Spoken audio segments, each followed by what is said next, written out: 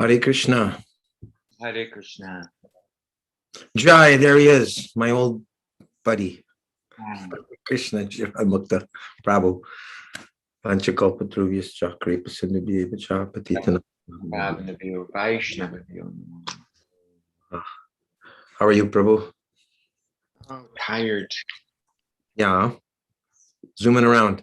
You're zooming before you come to Zoom. No, I had to help one of my employees today. Uh-huh. So I'm not used to all the physical labor. Hopefully Acytuananda Prabhu's words will take away all your fatigue. Oh, I'm sure it will. Hare Krishna, Acytuananda Prabhu. Dandavat pranams. Drink a lot of water. Hare Krishna. Ride a bicycle. So we went on with Guru Takes Your Karma, but you had to go. Yes, I had someone come at the door. I thought it was some new person, and then they left because they didn't like the answer. But Guru found some great quotes also. How the spiritual master takes a risk, unless he's a powerful preacher, it says. Right. You can read it, but it's like if you're a disciple of Prabhupada and you commit murder, does Prabhupada go to hell? No. See, but he may experience if he's not powerful himself, then he's going to suffer some reactions. But if he knowingly just makes disciples to get the dakshina, that's well,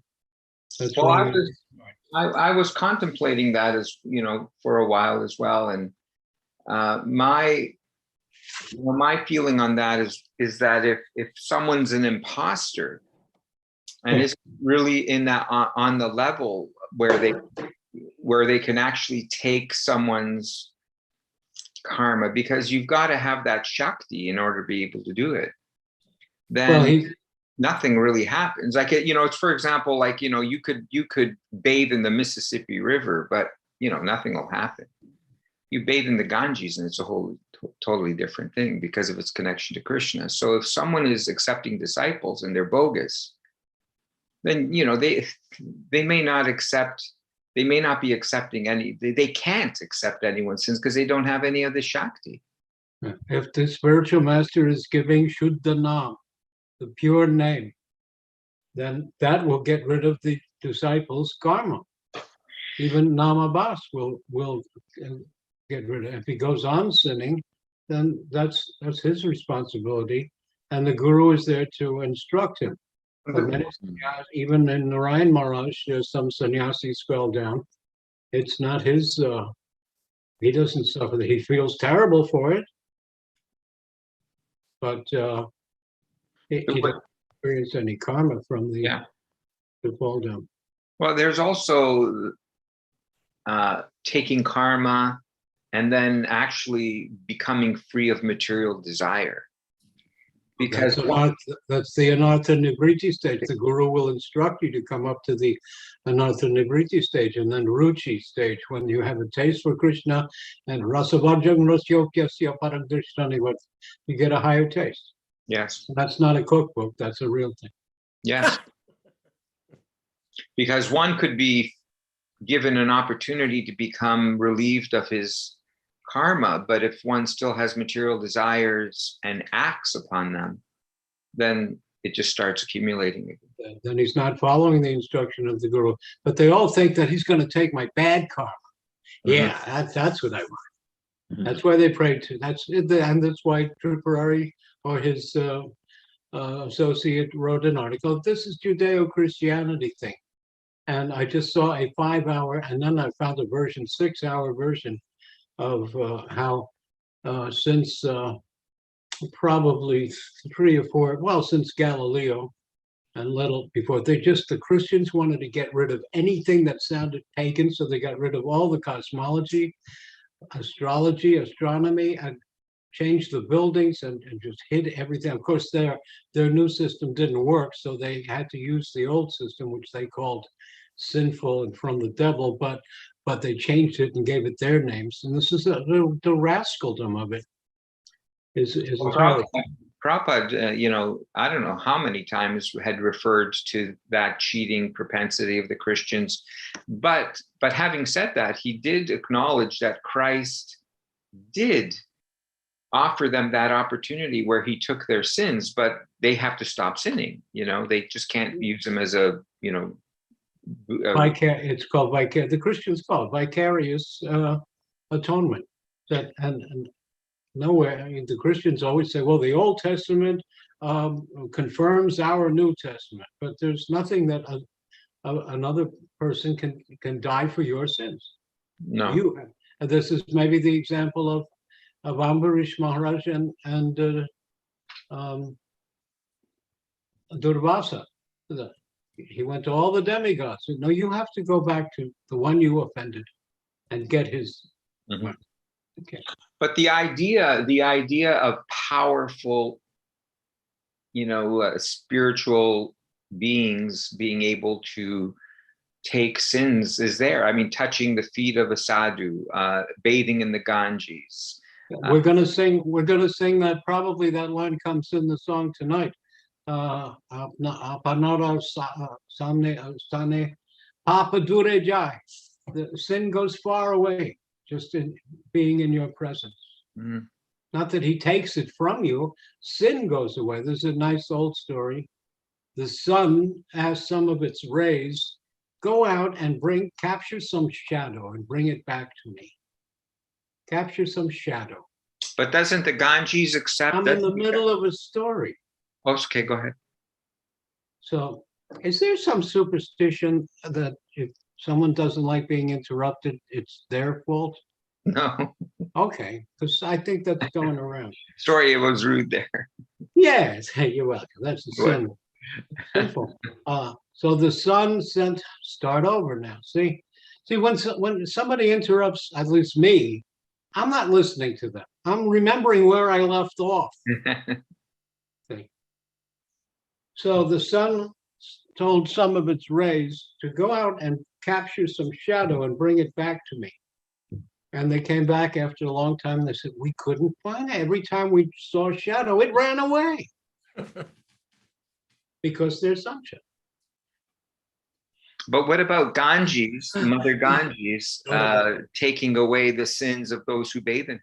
Yeah, well, like the sun also can dry up a puddle of urine, but there's no urine in the sun. And then the sadhus who bathe in the Ganges relieve her of the sins. Is that not how it's understood? I didn't hear that part, but why not? Because I've heard that the sadhus who bathe in the Ganges actually purify her of all the sins that have been deposited. Uh-huh. Anyway, there are so many. That's one amazing thing Prabhupada, said. He said, there are some sadhus who can go down in one river and come up in another.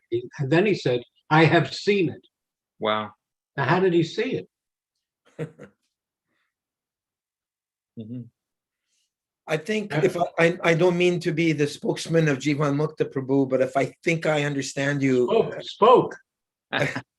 If I think I understand you, you're just concerned, Jivan Mukta, that Srila Prabhupada, what Prabhupada did for us and what Prabhupada went through for us is not minimized by saying, no, Prabhupada doesn't suffer, right? Something like that? Well, it's also what he said. I mean, certainly Prabhupada, and it's certainly no offense to any disciples because of any other gurus, because as far as I'm concerned, Prabhupada is the one who, and it's not just what as far as I'm concerned, it's the reality that Prabhupada blew open Krishna consciousness like worldwide. He is someone extraordinary, even within, I was thinking the other day, possibly even on the level of Ramanujacharya or Madhvacharya is based on what he's accomplished. But, when Prabhupada says certain things in the Bhagavatam, in the purport, in his conversations, in lectures and letters, to say that he didn't actually mean that, he meant something else, was disturbing to me. That's all. It was like, what? I mean, if that's the case, then at what point? Pardon? Well, I'm interrupting you. Whatever he wrote, he meant. That's right. I've heard that several times. But what he really means, you don't know what he really means, what he said. But like letters, we had an example. Gora sent me a letter to one disciple, and he sent me another letter that was completely different. Completely different, completely opposite. So can't go by letters, but purports and verse translations are the most authoritative. Yeah. Now, Ramachandra Prabhu, Ronald, he said, what about legal papers? Because he hasn't, because he associates with Narayan Vishwakarma Prabhu. One of the popular topics with him is the DOM, the direction of management, that the GBC is supposed to be elected by the devotees every, I think it's 3 years or something. From what I know of you, what I'm learning of you, Acyutananda Prabhu, I don't think you got into any GBC managerial related stuff. You were just into the nectar, into preaching, into studying Shastra. So you may or may not even know about this. I don't know anything about it. I didn't think so. I didn't join ISKCON. I became Prabhupada's disciple. Jai. That's an interesting statement. That would make a great mem. But regarding the what's it called, the direction of management, DOM management, yeah.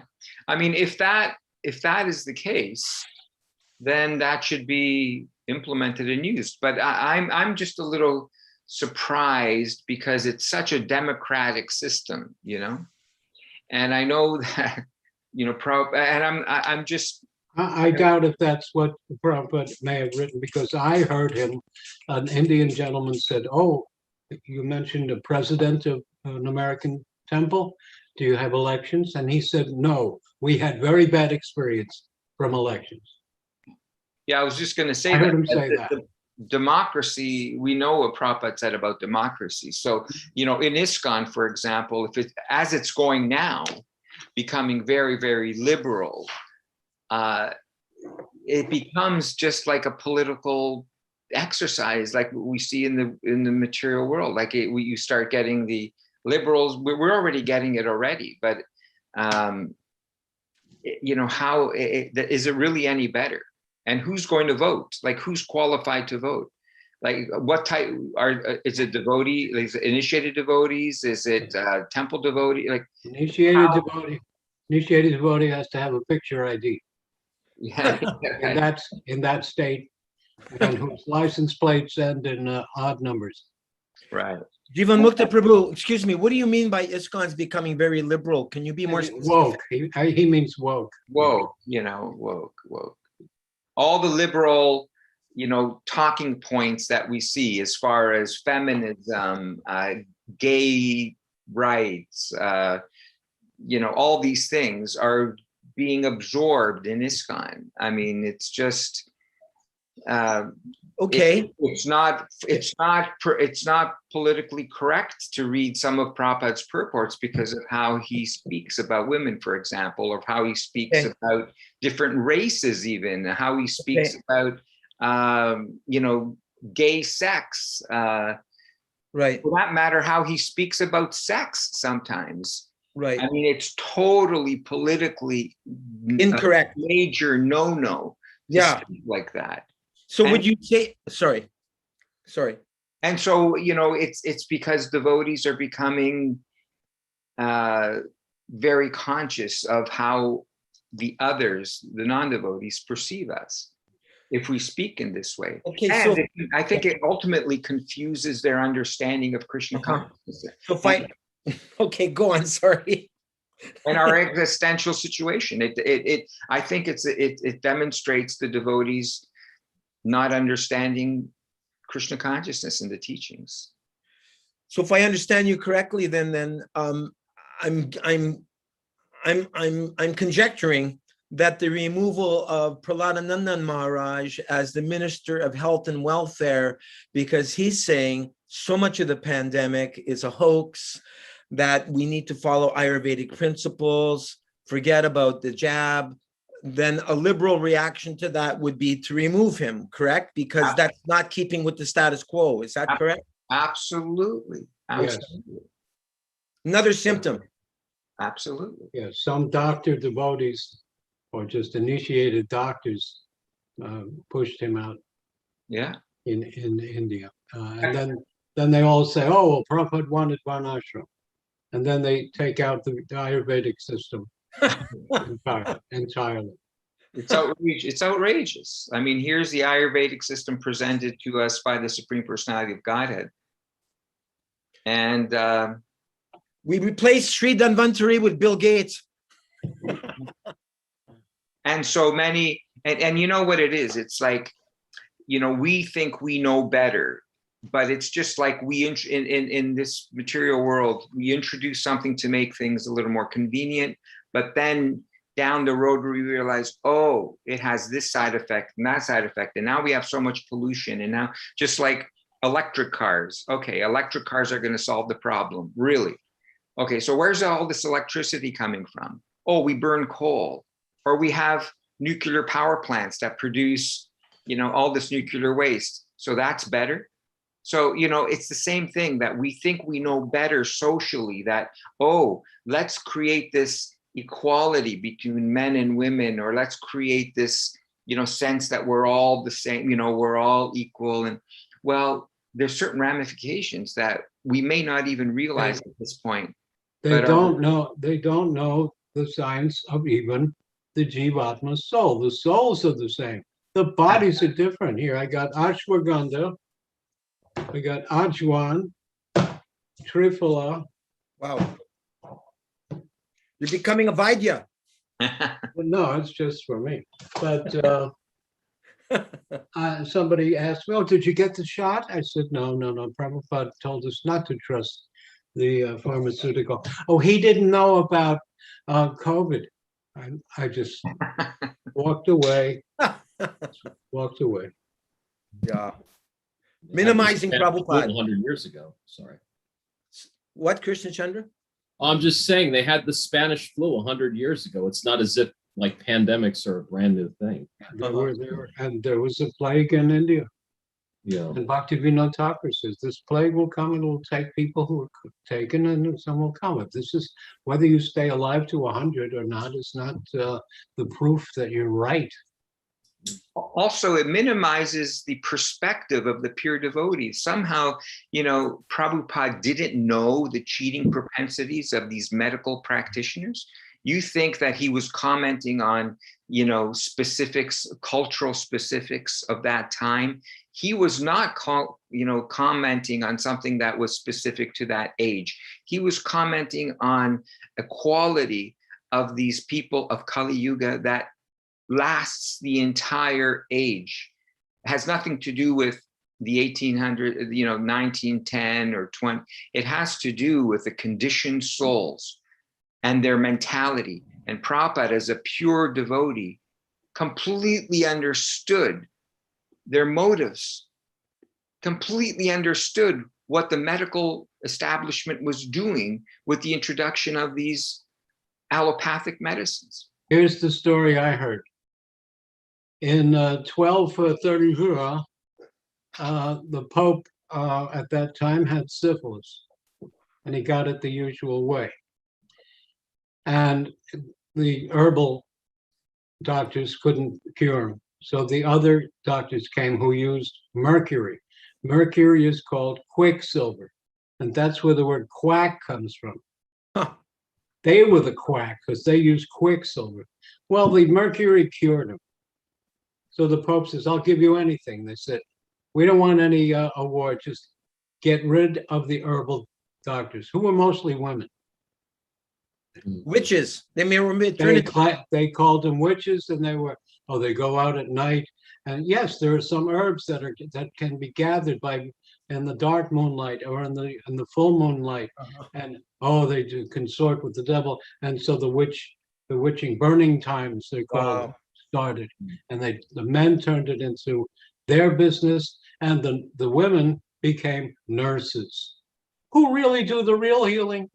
But the doctor who says, yeah, you've got the lurgy, nurse, take care of him. And he takes the big fee. And she's more or less just a glorified servant, maid. That's why they started wearing those hats and putting them in that kind of thing. So this started centuries ago, to get rid of anything that was called. Anywhere you see it says Devil's Valley, that was probably a holy place for the pagans. So they renamed everything backwards. They're very, very clever. Right. But they left something. I want to know, I have a question. I looked up my, when I was in New York, I looked up my building, my neighborhood on GPS, the satellite thing, and it came down and it was 3 years old because the parking lot had changed and there were no people. Well, I was thinking about that the other day. I think they probably have a program that kind of, takes people, because, when you have these satellites and you have the Google car going around taking photos, I mean, there's people around. But when you look at their photos and film, like, there aren't any. Yeah. So I think they must have a program that, So I'll send you all the 6-hour thing. It starts off with old photographs of Moscow, Paris, London, with all these big buildings. There's no people. I'm sorry. I just want to say, regarding New York, you can use, you can go on a website called Acres. You can get the history of the land in question. You can use section, blot, and block, and you can find out the history of the building. That's okay, but how come if it's supposed to be a satellite picture, there's no people? And similarly, there's pictures from 1890, old photographs of all these major cities, and there's no people. I've seen those. Yes, it's and by the shadows you can tell it's midday. So what's your point to Acyutananda Prabhu? I'm trying to get it. Okay, the point in this video, I'll send it to you. It's 6 hours long, and it covers so much deep information that he suspects that something happened because he sees a lot of buildings, old buildings, are covered, and you see on the ground floor half a window running, half a door, the top of a door. So, and then they dig it out, and it's the same architecture. So it's like a mud flood came all over the earth, or at least all over Europe. It's something happened that they don't want us to know about around the mid-1800s. But he goes on into astronomy, that there's nowhere on Earth, this I want to comment to him, because there's nowhere on Earth where the pole star is directly overhead. So they invented this idea that the Earth is tilted. But from the fifth canto and Sulabha, Uttamasloka, Maheshwar, they're going through it very, very exhaustively and comparing it with other Puranas. The Bharatvarsha is like a bow on the southern side of Jambudweep that covers the whole middle of the Brahmanda. So we're on the southern part, so we don't see, we're looking that way at the Dhruvaloka, the pole star. Mhm. There are two, in the middle is Mount Sumeru, and there are two varshas on either side of that in the middle. They would probably see pole star directly overhead. Guess what? The magnetic North Pole is moving now. See, they're covering up that they don't know. Prabhupada would throw his head back so many times. They don't know. But the rascaldom is that they'll give you some long, I always say, a blizzard of formulas to say, oh, how. Well, now they say that the North Pole is now moving towards Siberia. Mm. And they've never been to the North Pole exactly, because they really don't know where it is. You don't really know where anything is. You can't trust anything that they say. Do not trust anything. No. So, And that's why, you know, Prabhupada didn't know about, well, this video also goes through all the different kinds of telescopes. The telescopes use mirrors. The telescopes are convex and concave, and so they distort everything. They have the closest telescopic photograph of a star, and it's this wiggly thing. mhm, You know, it's like a gaseous thing. mhm. Okay. It's actually such a mysterious, place, this material world. It's just incredible. But the But clockwork of it all, it sings the glory, the handiwork of God. It's incredible. Well, it cannot just be that something exploded a long time ago, which it's so long ago that you can't trace it. And other things are coming from light, hundreds of light years away, so you can't measure it, but they know. You have to come to them. Yeah. There's so many, one of the things that always puzzled me was that, if the Earth and the sun is going through its orbit, and the Earth is going through its orbit, and we're traveling through space at such a quick speed of, rate of speed. But you look up at the stars and you put one of these time lapse, cameras on there, and it's absolute perfection, concentric circles. And it's been like that for centuries and, centuries and centuries and centuries. There's no movement at all. So, we could say that, despite this incredible motion of the planet and the orbit around the sun and our solar system, that despite all that, because space is so vast, that it's insignificant in the greater scheme of things. But I don't think, over like centuries, that we would certainly see some movement, even at least over some centuries. There's a diagram on animation. So the sun is traveling in the Milky Way, and all the planets are revolving around the sun. Well, they have to catch up with the sun that's moving. Yes. And then they say that the Milky Way is also traveling at 400,000 miles an hour. Yes. And they don't know. But then you look up and the pole star is exactly where it was. It's the same place, even though we've been traveling for millions of years over there, I'll be back. Put up the song, I think. I'll pull up Oh Hey Vaishnav Thakur.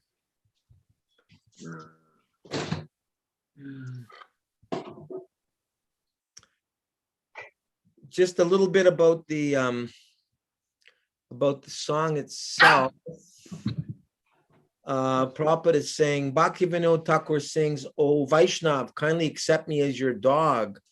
And in the 4th canto of the Bhagavatam, Prabhupada quotes, Srila Bhaktivinoda has therefore, okay, an intelligent human being, however, can understand that if he has to live the life of a dog, he had best become Krishna's dog. In the material world, a dog is sometimes elevated and is sometimes on the street.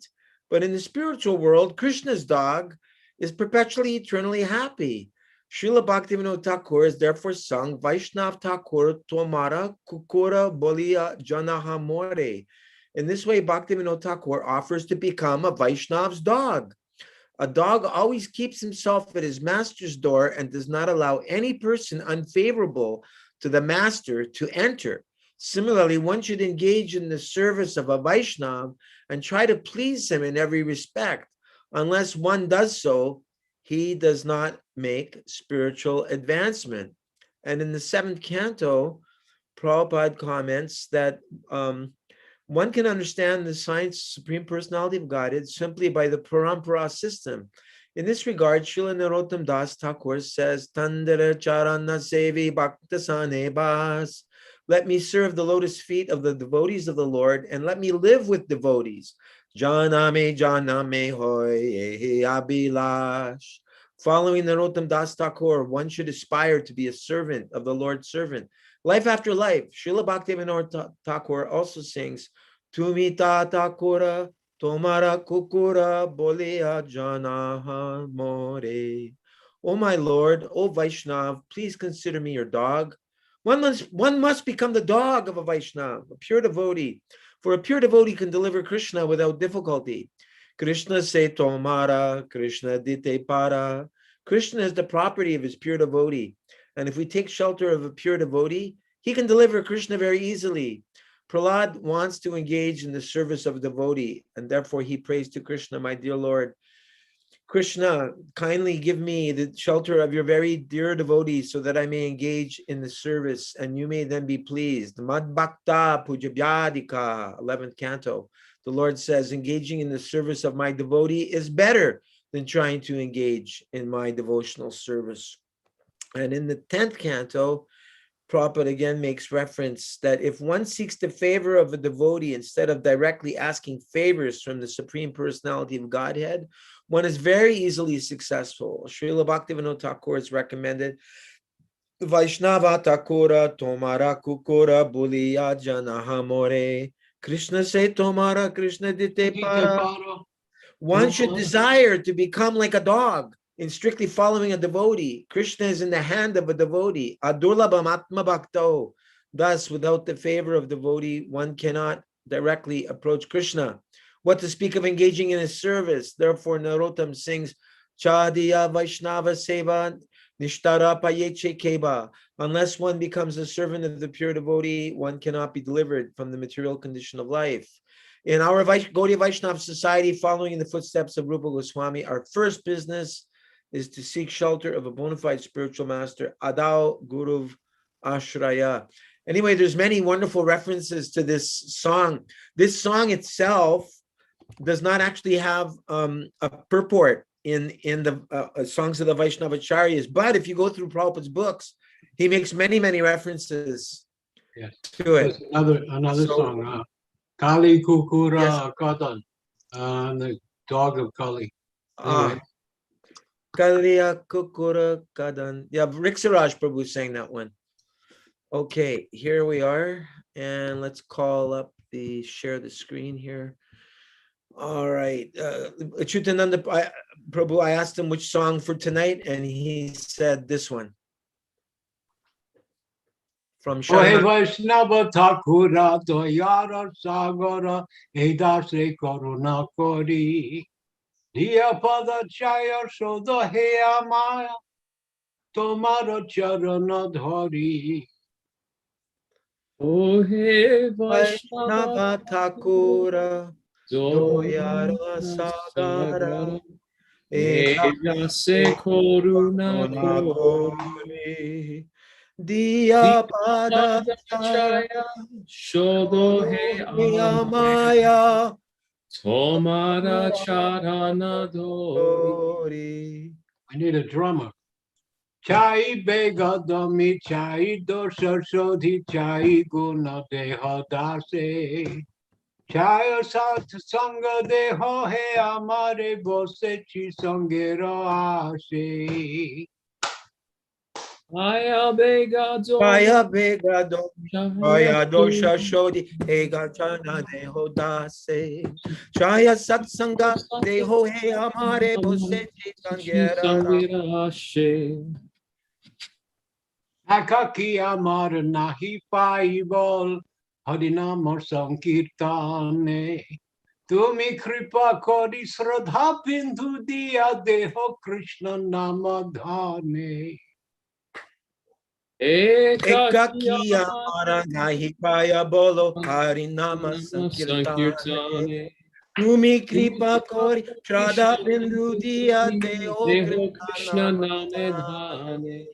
Krishna se tomar Krishna dite paro tomara shakoti ache. Hame to kangala Krishna Krishna boli dhai tava pache pache.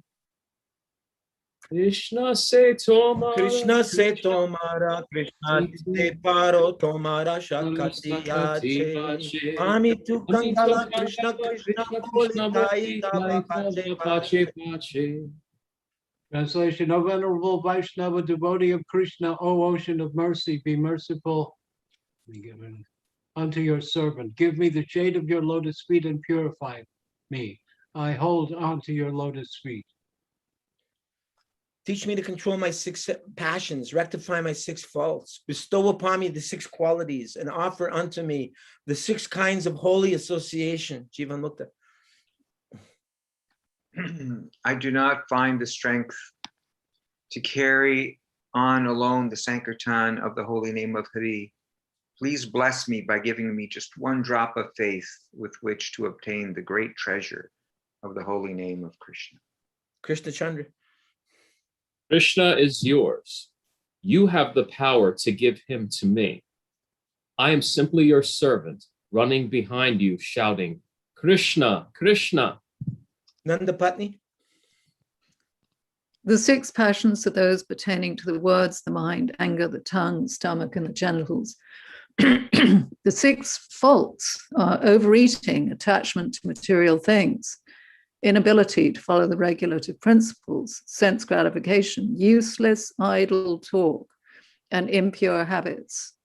The 6 positive qualities are enthusiasm in practicing devotional service, firm faith in devotional processes, a strong desire to attain prema bhakti, a favorable service attitude, avoidance of non-devotees, and an appreciation of the company of devotees.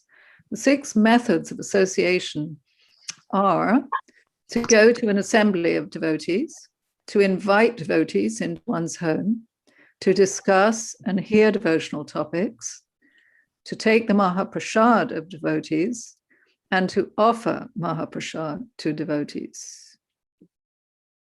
I have appreciation for all of your company, and I'm grateful. I invited you all into my home, my cyber home. I have a question. Yeah. Yeah. Can an atheist claim insurance awards for damages caused by acts of God? That's a good one. No, he can't. Probably yes. Probably yes in this crooked They age. should be denied.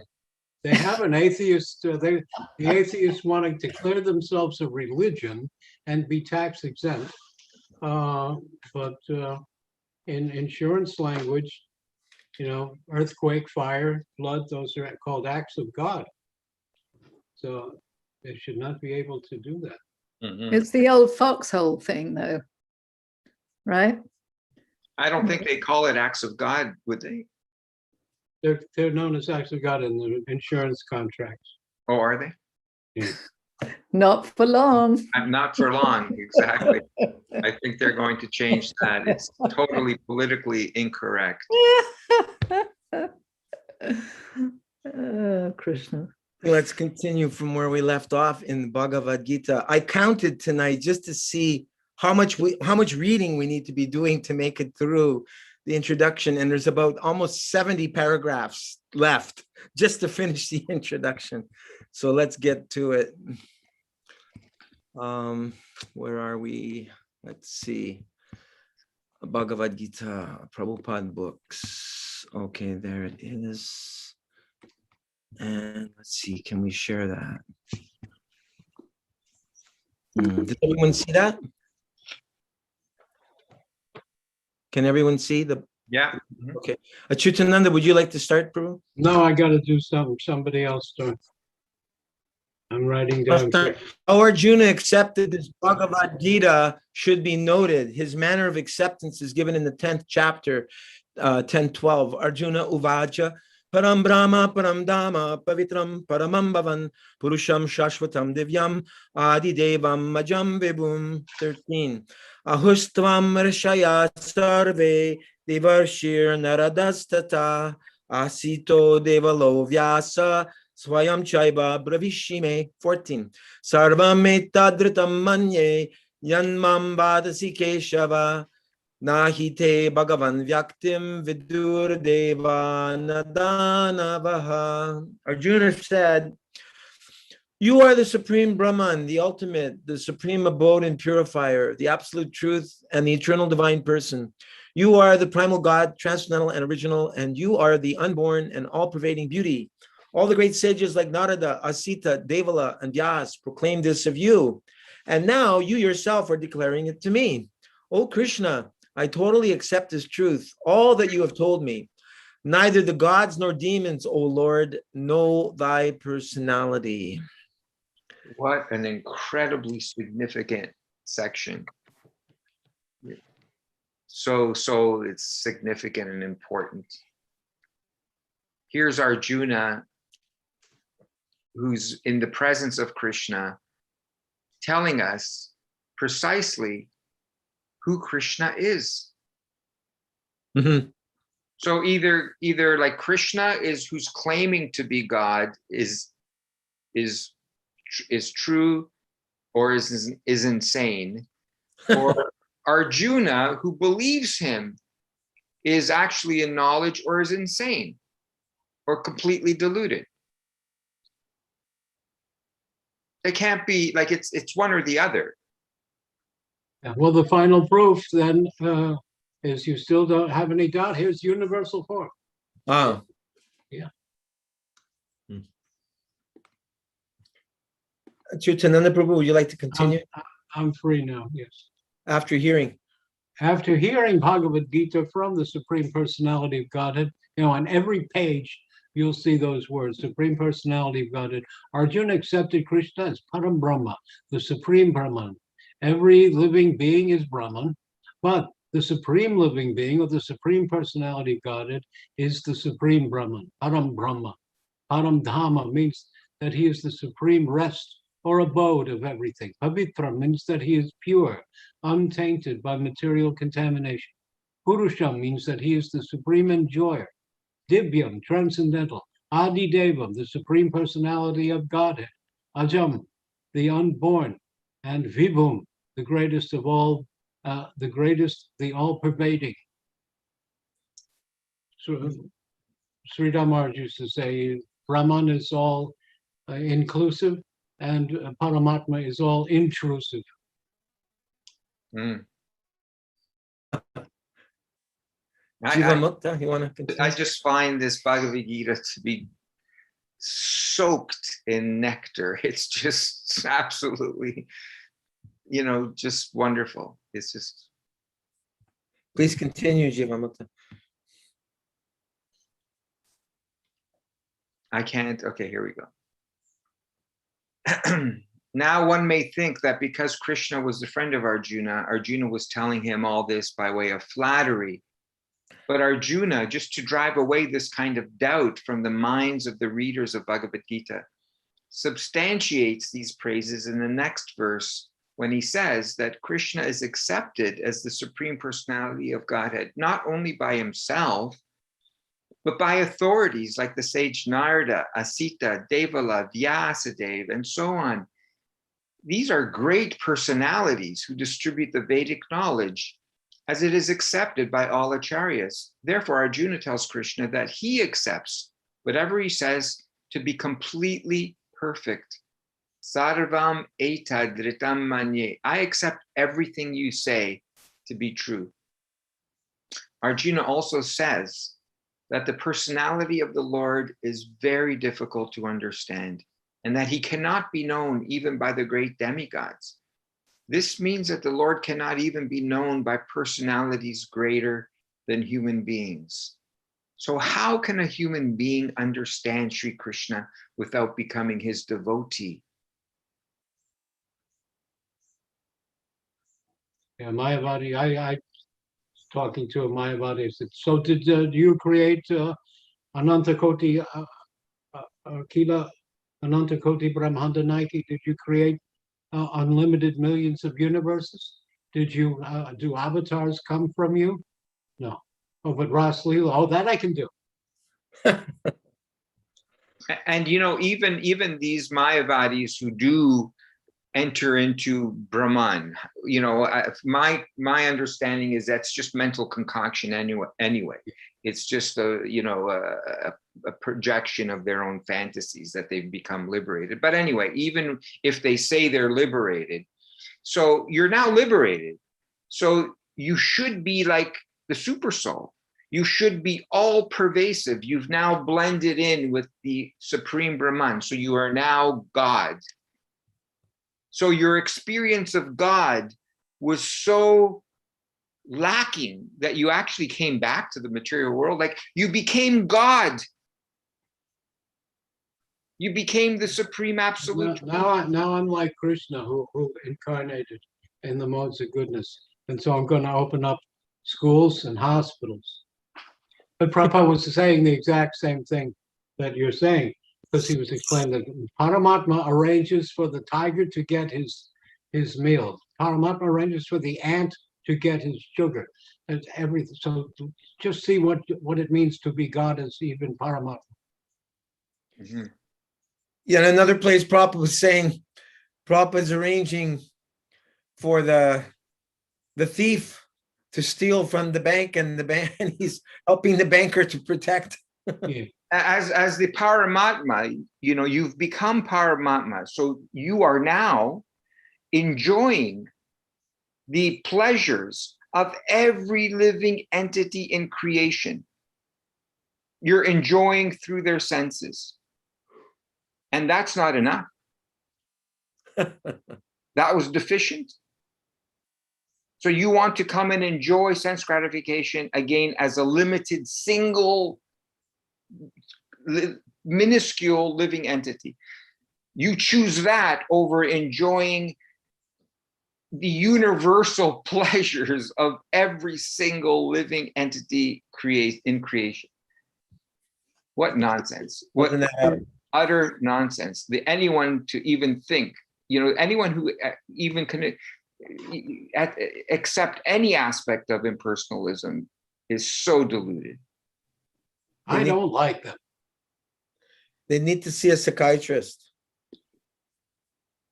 They're also very boring people. Yes, they're very good. Krishna Chandra, you want to continue? Absolutely. I just went again through the 5th chapter of Gita, and it's anybody who's into psychiatry, psychology should read that, about what is the motive for our the three modes that compel us to do our senses. It's full of psychology. Chapter 5? Yes. Yeah. Sannyasa Dharma. Oh, that's chapter 6, isn't it? I think. No, No? Okay. 5. Okay. Chapter 6 is the yoga. Right. Ashtanga Right. yoga. Chapter 5 is sannyas adhyaya. But okay, someone else read?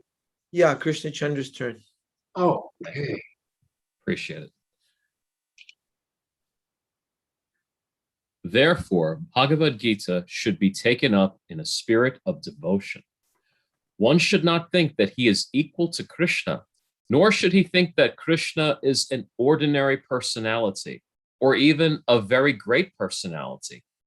Lord Sri Krishna is the supreme personality of Godhead, at least theoretically, according to the statements of Bhagavad-gita, or the statements of Arjuna, the person who is trying to understand the Bhagavad-gita.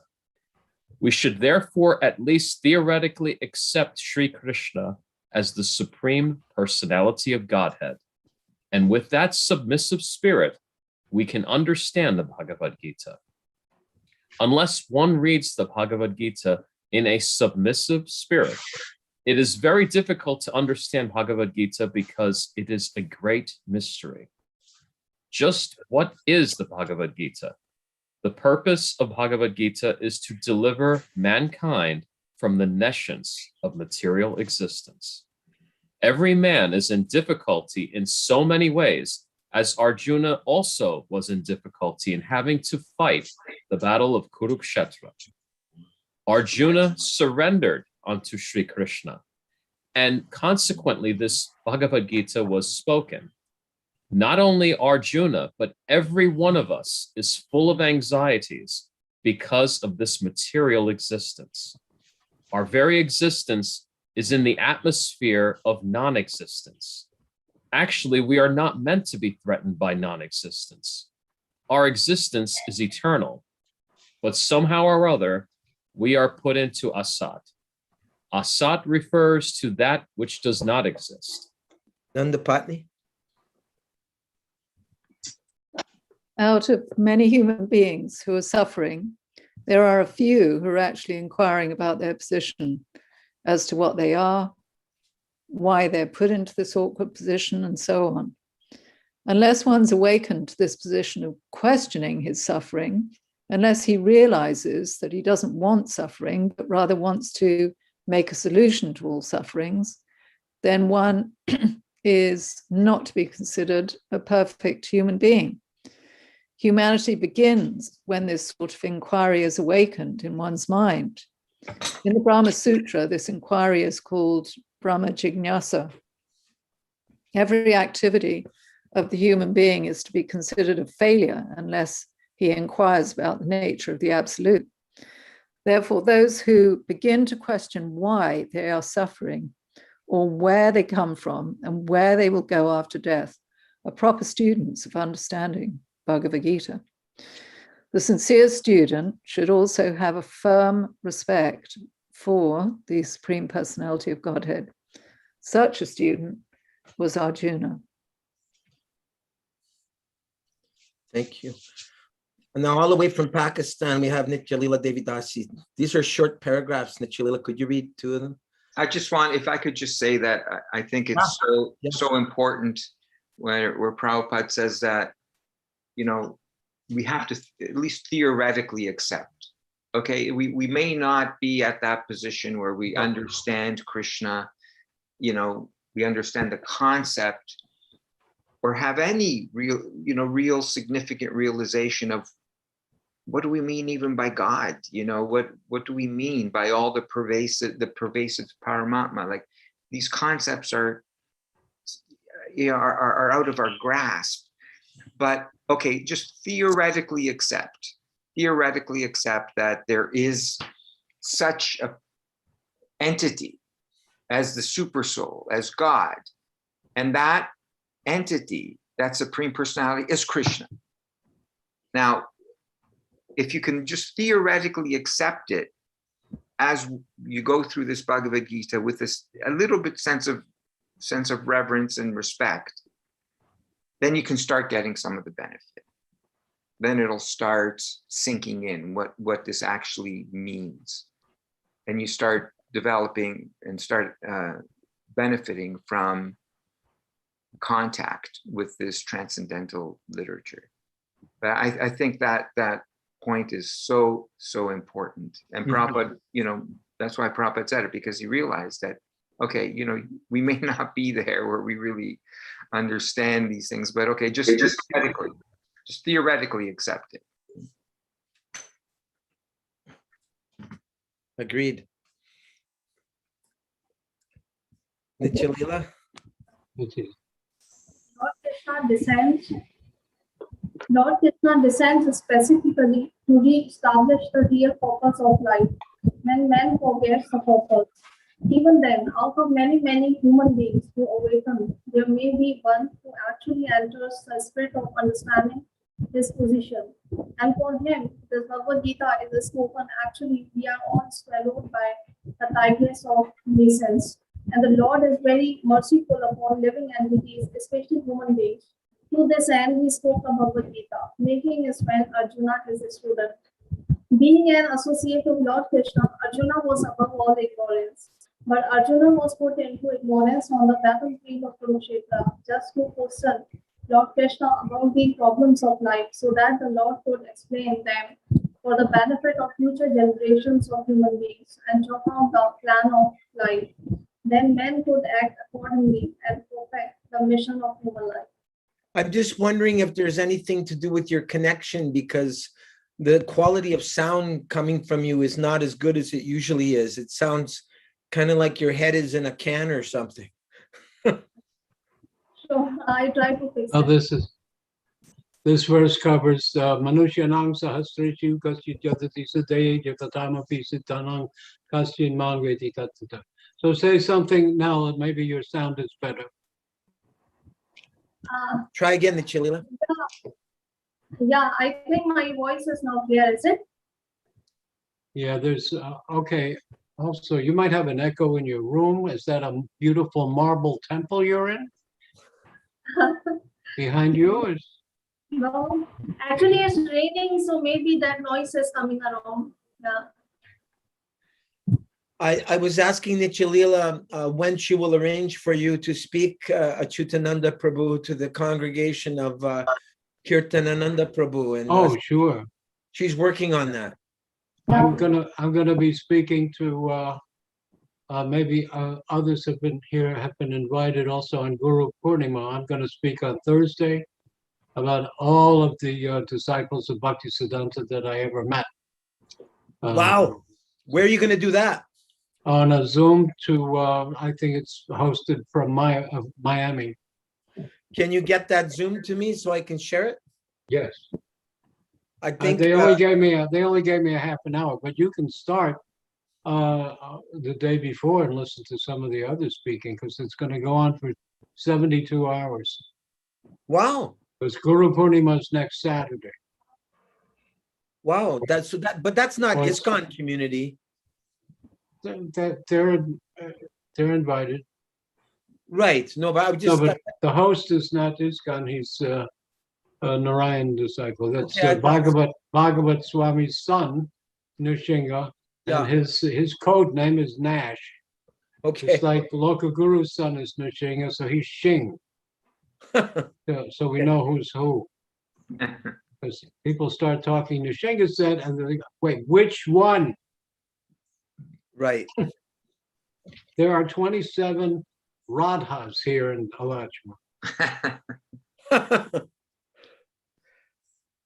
Doesn't Prabhupada make a comment about that the name of some barber's wife was Radha? Of who? Some barber, his wife's name was Oh. Radha. Radha, or there's the donkey. What's it? The donkey died? What was Sargal his name? Singh? Sargal Singh. Sargal Singh. Sargal Singh is dead. Yeah. Do you remember the story? No, yeah, but let's continue because we got a lot to cover. Yes, we do. Jagadananda's up to bat next.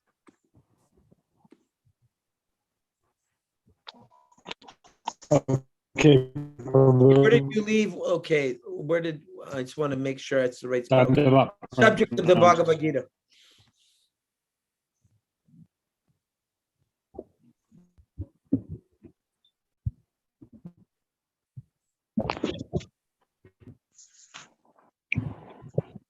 The subject of the Bhagavad-gita entails the comprehension of five basic truths. First of all, the science of God is explained, and then the constitutional position of the living entities, jivas. There is Ishvara, which means controller, and there are jivas, the living entities, which are controlled. If a living entity says that he is not controlled, but that he is free, then he is insane. The living entity is controlled in every respect, at least in the conditioned life, at least in his conditioned life. So in the Bhagavad-gita, the subject matter deals with Ishvara, the supreme controller, and the jivas, the controlled living entities. Prakriti, material nature, and time, the duration of existence of the whole universe or the manifestation of material nature, and karma, activity, are also discussed. The cosmic manifestation is full of different activities. All living entities are engaged in different activities. From Bhagavad-gita, we must learn what God is, what the living entities are, what Prakriti is, what the cosmic manifestation is, and how it is controlled by time, and what the activities of the living entities are. Should I keep going? To you.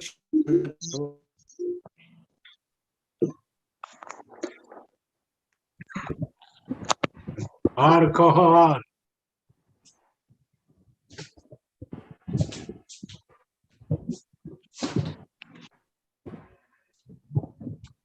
Are you Do reading you want it? me to keep going, Prabhu? Oh, I just wanted to say, I'll just make a comment here that how significant, how important it is for us to understand these basic truths before we can possibly put into perspective Radha and Krishna.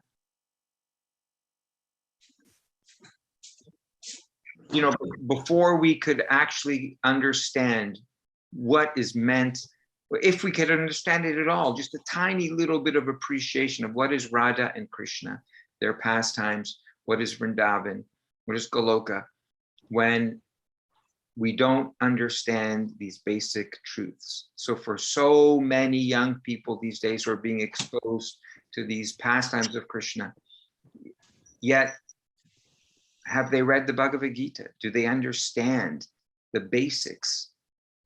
Do they understand the ABCs? Do they understand the building blocks of Krishna consciousness?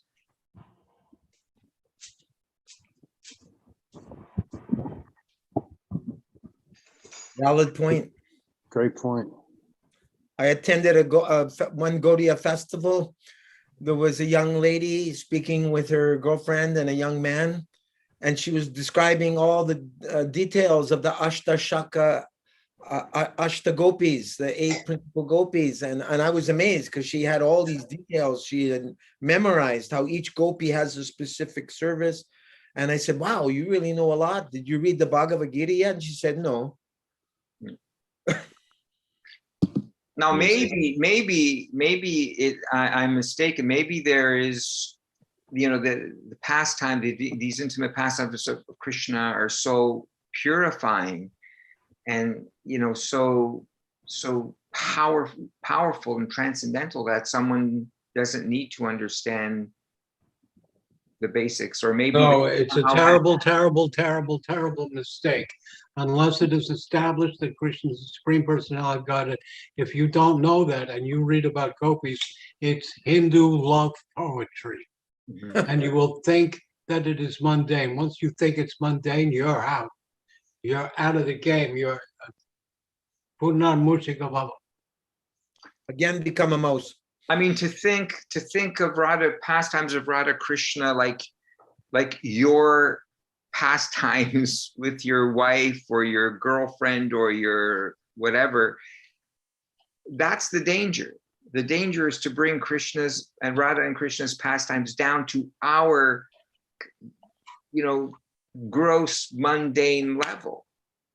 And it can only be so unless we actually come to understand who is Krishna. What do we mean by spirit even? Like even to that point, what is the difference between matter and spirit? Because everything that's going on in Goloka is pure spirit. Okay, what is spirit? Well, Krishna goes and explains Bhumi Rapo Nalo Vayu. He explains this is matter and this is spirit. This is how you perceive them. This is the difference between them. An expansion of an expansion of an expansion of a, Krishna says, just like one angsa, a particle of myself, I maintain this universe. That's Mahavishnu he's talking about. Yes. And that Mahavishnu glances over the universe, and he also creates the Brahmandas. He impregnates it, and he creates the eggs also. See, now that vision supports and maintains and creates the whole, sets the whole material universe into motion. That's not the same as when Radharani Kataksha gives a sidelong glance to Krishna. Mm-hmm. So unless you know the first one kind of glance from Mahavishnu, who is just a portion, it's a very big portion. Hmm. Universes are coming out of the pores of his skin. That's a very big Vishnu. God is great. That's, you can't conceive of how big it is. You know, the inside of the Brahman is 1 billion yojanas, and that's a speck coming out of a pore, a bubble coming out. So he gazes over. That's different than when Krishna gazes at Radha. Mm-hmm. That's now you're getting a potency. This is going to be a big different thing, because all the Vishnu in the whole Vaikuntha sky, all those Vishnus are in place to protect Goloka. That's what it takes to protect that Leela. And yet, here's Krishna's potency of renunciation, that he can make that whole Goloka come down and appear in 64 yojanas in this earth, Bhutale. He can make that whole Leela happen in 125 years. I was just thinking how the Muslims are fond of saying Allah Akbar, that God is great, but they don't know how great he is in terms of the Mahavishnu expansion that you just described and the quadrillions of universes that are emanating from him. We agree with them, but they don't have the content. They would like it, though, if we tell them our Vishnu, they would like it, I think. That's for Nitya Leela, as she's surrounded by how many 20 million Muslims? Is that right, Nitya Leela? Krishna Chandra. I just want to say, I think they at least have a taste of it via Sufism with Rumi and Attar. They have a little taste. But I don't think all Muslims are in favor of Sufis. No. Unfortunately, that is true. No, they're persecuting them, I think. Yeah. So is it Sunni or Sharia? What are the Sunni and Shia and Sunni are the major denominations. Yeah, who's in Pakistan? Both Sunni. are there. Yeah, Okay. both are here, but Sunni are in majority number. Sunni. Yeah. Wow. Going back to Krishna's pastimes, I think we touched on this before in discussion, and it was always very surprising to me when I first read it in Krishna book and later in the Bhagavatam somewhere, where, for example, the Rasa Leela or those types of things, Prabhupada goes into some length in saying that people will become purified by reading that, that their lust will actually become purified. I don't have the quote right in front of me, but you know, he does actually categorically say that. And years ago, I mean, we used to distribute Krishna book. So that's an interesting phenomenon to me. I know that when I read Krishna book, it was one of the first books I read, actually.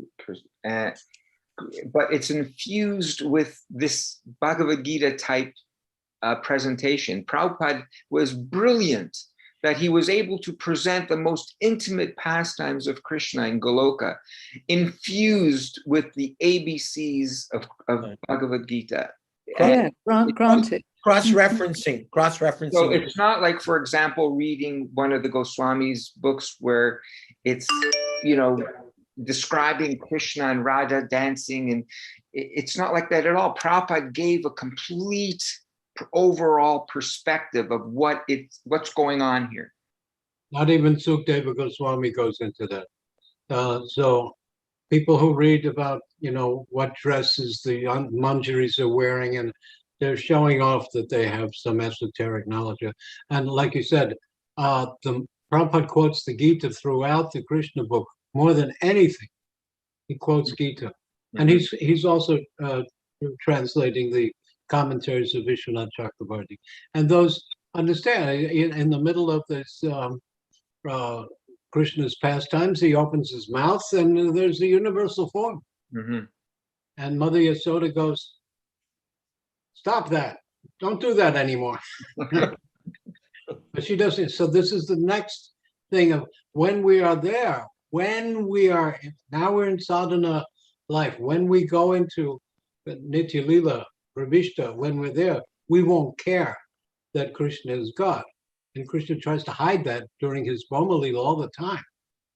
When he's ever suspected, well, he killed all these demons and he lifted Govardhan Hill and we helped, So he's always trying to cover that up, and he gives them a chance to choose at the Keshi Ghat that's in Krishna book. He takes them all to Keshi Ghat. He shows them Brahma Jyoti Lila. All the Brajavasis get merged into Brahman.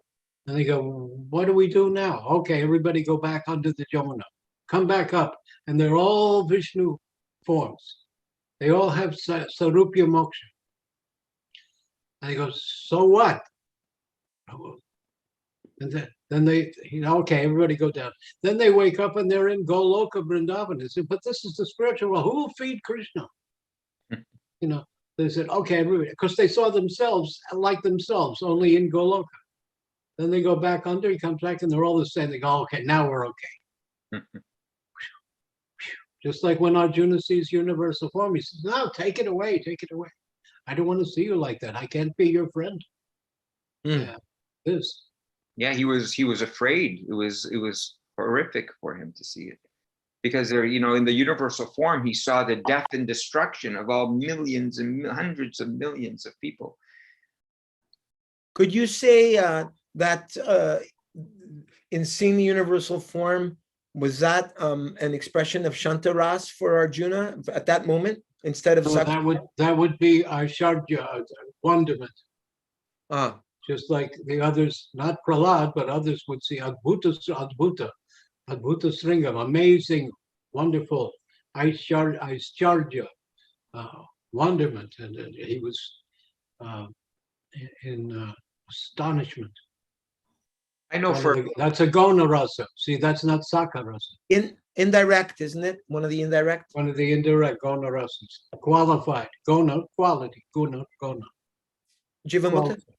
I was going to say that I think it's safe to say that for most of us here in the material world, I mean, there may be a few who've, evolved to a certain level where they just see a picture of Krishna and they are attracted to Krishna because he's dancing and he's playing the flute, and there's that element, but to really kind of attract our minds to the lotus feet of Krishna, we have to, most of us have to understand that Aishwarya aspect, that incredible greatness of Krishna, that the fact that he does permeate every single atom, that he sustains everything, that he's Param Dhamma, Param Brahma, that he is this. And then through that initial attraction of the incredible infinite greatness of Krishna, it kind of gets boiled down, to where we can appreciate Krishna as a little boy, as a youth, as Radha's boyfriend, all these things. But I think it starts. That's that beginning. That's Shantarasa. When we go, the sound of Shantarasa is wow. Yes. I'm stunned, stamba. You're frozen. You can't move. You can't talk. That's Shantarasa. Then, if you develop a desire to be Krishna's friend, parent, and lover, then he will come down to you, and he will hide his Aishwarya. He will hide his, even if you're husband and wife in Dwarka, And this is what I've been getting articles and WhatsApps from Tridandi Maharaj. This is what called Samyogini Radhika and Lord Chaitanya. When they meet in Kurukshetra, yeah, I'm Radha, you're Krishna, but gee, you can't dance with that crown. Where's your flute? You know, we're together. Sam means meeting. We're meeting, but it's not the same. You know, Mhm. you got this army. You came in a big chariot, a chariot at that time was like a tank, a military vehicle of war. You know, that's why Subhadra tells in, I think it's in Bhagavad-gita, we're going to go, Balaram, me, and Krishna are going to go. This is where Ratha Yatra comes from. We're going to go very slowly so we don't kick up the dirt. They don't think that there's 2, 3 military chariots coming to attack the camp of the Brajavasis at Kurukshetra. You know, go slow. So certainly, that's why Tridandi mentioned in the highest stage, then he said, we are told that Krishna is the Supreme Personality of Godhead. But Narayan Maharaj says very daringly, he says, I'm here to teach you that he's not. That takes a lot. That means you'll only say that to people who are experienced in fully reading Prabhupada's books to understand the Supreme Personality of Godhead. Right. When we're in Braja Lila, Krishna being all powerful won't care. Why should I be afraid that Krishna is being attacked by you? But that fear of Krishna's every morning when Krishna goes out to the cowherd boys, Mother Yasoda and Nanda are in tears. You're going to get hurt out there. We have servants to take care of the cows. Why do you have to go? You know. And I could accept and that. He says something like, "Oh, Ma," and she's decorated him with jewels to protect him. As soon as he gets out of sight, he takes that off. He puts on Gunjama. He puts on Vanamala. Vanamala. There's a difference between Vanamala and Vajayanti Mala. Vajayanti means victory mala. When you give a present after somebody's given a great award, someone's given a great award, Madan Mohan does to everyone, spiritual world. Actually, he asked a question. He takes all that off and puts on Vanamala. Mhm. What? Yeah. Madan Mohan said earlier, he's quoting Prabhupada. To answer your second question, you should know that Arjuna and Kunti Devi are not in Krishna Loka. They are eternally associated with Krishna only in the material world. Just as Krishna is always in the spiritual world, similarly, he is always in the material world. And his pastimes are also happening there. In the material world, Krishna also has eternal associates like Arjuna and Kunti Devi. There is a difference between the body and soul of Arjuna and Kunti Devi, but although Arjuna is with Krishna in countless different material universes at the same time, there is still only one spirit soul, which is Arjuna. This spirit soul expands in many different bodies, and so you can understand that there are also incarnations of devotees as well as incarnations of Krishna. Spirit soul, which is unlimited. Such a conception cannot be understood while one is still in the conditioned state. And he wrote that to Saradia in Los Angeles in '68. So Madan Mohan Prabhu's question is, Acyutananda Prabhu, according to this statement by Srila Prabhupada, especially in the first lines, it should be understood that Krishna has associates who only accompany him in the material world but do not exist in the spiritual world, or it is only a function and they have a different identity in the spiritual world. Yes, this is a very long question. But just like Tulsi Devi, we have Tulsi trees, thousands, millions of Tulsi trees, right? There's one soul. It's not that there's different souls. It's one Tulsi manifested in many trees. So the Kunti Devi and the Pandavas, their Sthai Bhava is sneha, affection. Is affection. Never gonaras. So now they're transport. There is an Arjuna Gopi, who is the original coming. So this is an expansion of an expansion. Expansion comes to Arjuna, where they are friends. There's also Krishna Arjuna as Narayan, when he is Achinta Veda Ved, when he's Abed. no, that's an incarnation. They're still living in Bhadrakashram now. Narayan, that is called Krishna Arjuna. One is the human, one is the Vishnu Tattva, but they are interchangeable. So that is Krishna and Arjuna. Actually, the Narayana namaskritya naramscheva narotamang deving saraswating vyasa tadojai muriya. That Narayana is there in that third verse of Bhagavatam 113. the Brihad Bhagavatamrita describes how the Jivatma also expands into this. While in Goloka, the Jivatma can expand and have incarnations in the material world. Yeah, and beware, because the Ritwiks go wild with that. What do you mean? We're there, we're here, they compare it to Jai and Vijay. Okay, yes. Jai and Vijay incarnate as the asuras that are the Ravana, Hiranyakashipu, Hiranyaksha, Dantavakra, and Shishupal. But does that mean there's no Jai and Vijay up in Vaikuntha? They're absent? Or they went to the sleeping valley? No, they're not absent. Rupa is Rupa Manjari. Is Rupa Manjari absent from Goloka? No, they appear in two places. They can appear in many, many places all the time. So what's the, I'm sorry, I'm a little slow. What's the connection between that and There's no Arjuna in Golok, in Braj. There's no Kunti Devi there. Therefore, this Brahma Lila, eternally. And we make these prayers that say, these prayers that go Janmani Janmi, I wish birth after birth. We may do that. We may be going on and on for eternity in the Brahma Lila as somebody. That's not too bad. Yeah. As the fourth charioteer down from Arjuna on to the left, to the right. Yeah. No, to the left.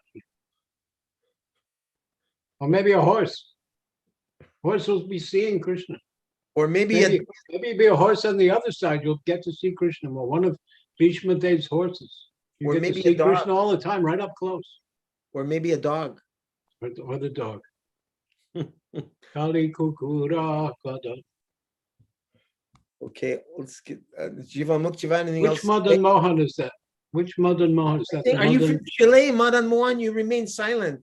We can't see your photo. You're the only one. I'm not photo, but we can't see you. I guess you don't have a camera. Who is that? Who is that? Who is, for the fourth time?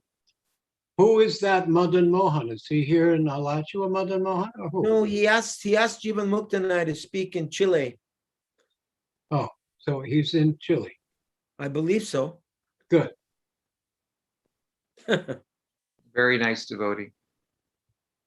Yeah, the Madan Mohan here in Alachua is a great scholar of Bhagavatam.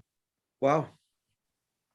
Okay, we hope that you can get a camera and we can see your face one day, Madan Mohan Prabhu. Okay, we'll get back to Bhagavad-gita here. And whose turn is it now? Is it Krishna Chandra's? Or No, yours again, Gaur. mine? Yeah. As you wish. Oh,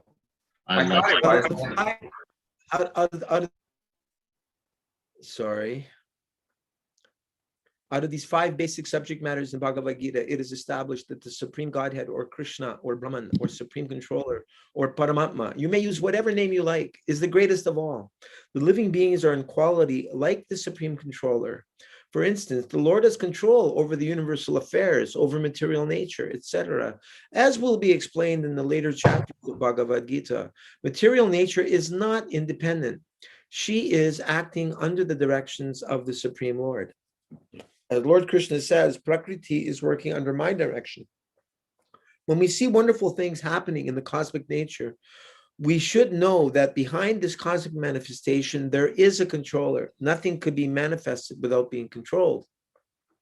It is childish not to consider the controller. For instance, a child may think that an automobile is quite wonderful to be able to run without a horse or other animal pulling it. but a sane man knows the nature of the automobile's engineering arrangement. He always knows that behind the machinery, there is a man, a driver. Similarly, the Supreme Lord is a driver under whose direction everything is working. Now, the jivas, or the living entities, have been accepted by the Lord, as we will note in the later chapters, as his parts and parcels. A particle of gold is also gold. A drop of water from the ocean is also salty. And similarly, we as living entities, being part and parcel of the Supreme Controller, Ishvara, or Bhagavan, Lord Sri Krishna, have all the qualities of the Supreme Lord in minute quantity because we are minute Ishvaras, subordinate Ishvaras. We are trying to control nature as presently we are trying to control space or planets. And this tendency to control is there because it is in Krishna. But although we have a tendency to lord it over material nature, we should know that we are not the supreme controller. This is explained in Bhagavad-gita. I'd just like to make a comment right now that I read somewhere that Srila Prabhupada dictated this introduction to Bhagavad-gita just sitting alone in his room at 26 2nd Avenue. And I don't know if he just did it spontaneously or if he read something. Do you know any of the details of this introduction, Acytuananda? No, he did it on the dictaphone in his room. Right, but I'm wondering, did he have a script or did it just come out of him spontaneously? Well, he's writing it. What do you mean? Who would he be reading from? No. I'm just wondering if he just held up the dictaphone and just spoke into it. Yes. Well, that's the way he wrote everything. Or Gore's probably asking whether he was using an introduction of Vishwanath Chakravarti or Baladev. No, this is Prabhupada's. This is all Prabhupada. Yeah, he's not translating this. He's speaking it. And he's just speaking it spontaneously. Yeah. Pure devotee. Yeah. I wanted to say also like when the gopis first come and the Dvija Patnis, the wives of the Brahmins, the first thing Krishna tells the gopis and the wives of the Brahmins, go back home. You can meditate on me in my Paramatma form. I'm all over. You don't have to come here. And they start to get this. They make, it's in the Bhagavad Krishna book. They make lines in the sand with their toes. Mm-hmm. No, do it now. What are you doing now? Or, no, we can't dance with Paramatma. He don't dance. You know, go home. No, we're not going. Then in a higher shastra, maybe Vidagdha Madhava, then they get even with Krishna all the time. They start doing it. Maybe also the Dan Keli Kamudi. I'm not sure, but they say, no, we didn't come here to dance with you, Krishna. We came here to pick flowers. In the middle of the night?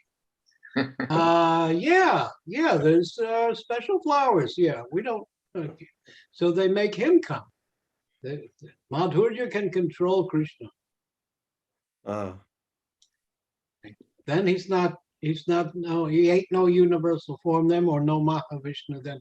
But all things have to be known. All the acharyas wrote the elaborate tattva about it. Mm-hmm.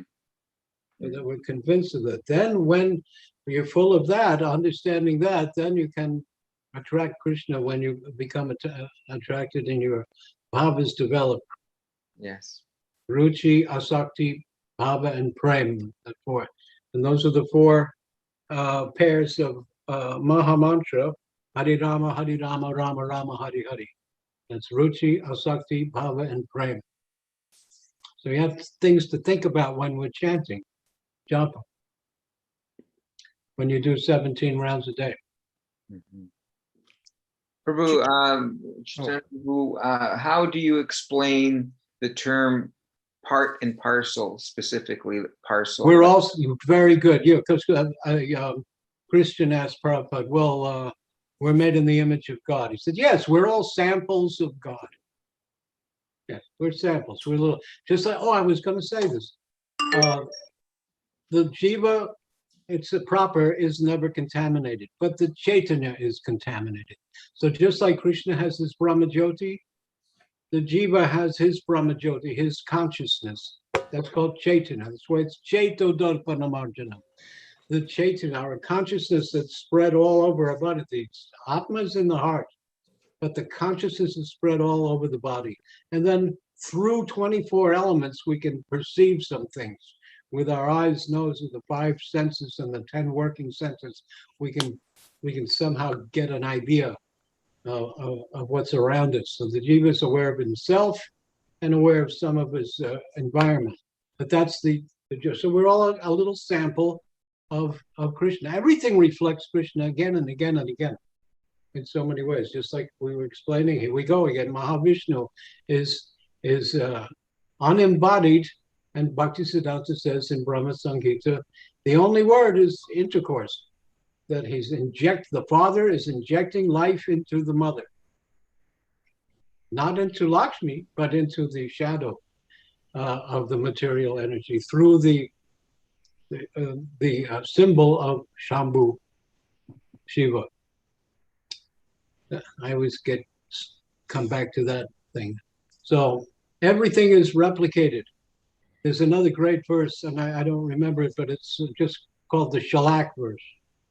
Radha, this is one of those high ones. This is beyond Vishnu. This is Radha and Krishna, and their love come together like shellac.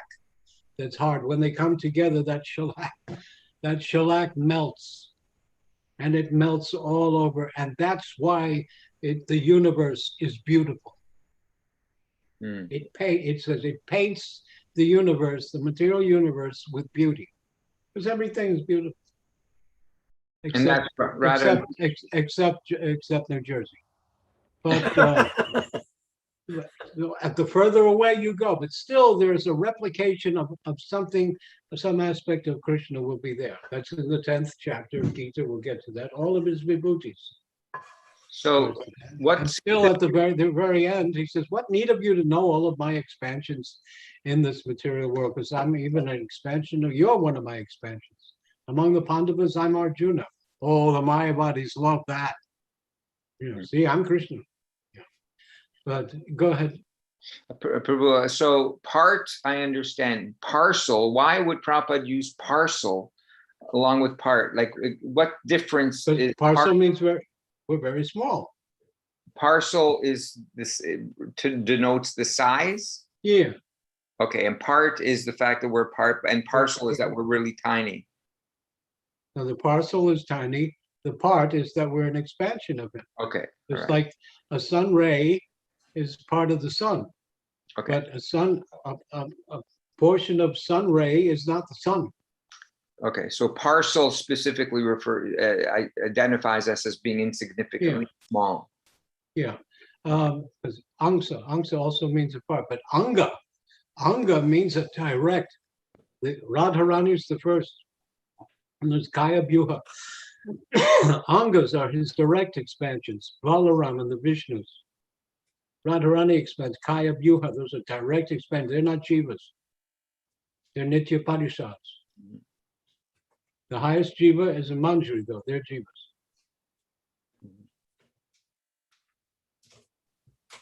That's the highest ananda that a jiva can be. And to give everybody, myself, a hope, that it is said, those usually, if anyone is attracted to Lord Chaitanya's Sankirtan movement, he's probably Madhurya. So the expansions of Radharani go to the extent of the gopis, and Krishna, that's it. Well, and the Lakshmi Sahasra Sata Sambrahma. But it's not that Radharani expands into jiva forms. Yes, because each of those sakis then, see, it's karana karanam, kind of, because each of the sakis will have their juta, their group. And the group is full of other sakis and manjaris. But the manjaris are then they expand into all the wives in Dwarka. Then she expands into Lakshmi. All the Lakshmis in Vaikuntha down to everywhere. And so then what is the difference between Krishna's expansions and Radharani's expansions? One is Shakti, one is Shaktiman. One is Purusha, excuse me, one is Purusha, yeah, Shakti, Shaktiman. But Purusha and Prakriti. Okay, so He is the enjoyer, we are the enjoyed. so are all jivas expansions of Radharani or Krishna? We're Prakriti, we can say yes. Yes to what? I sound like a Zen Buddhist, but yeah, the answer is yes. Radharani is the ultimate Shakti. But the potency that expands them, the expansion potency, is Balaram. He's energetic. Yeah, that's another version. Shakti, Shaktiman, energy, energetic, Purusha, Prakriti. These are all going on.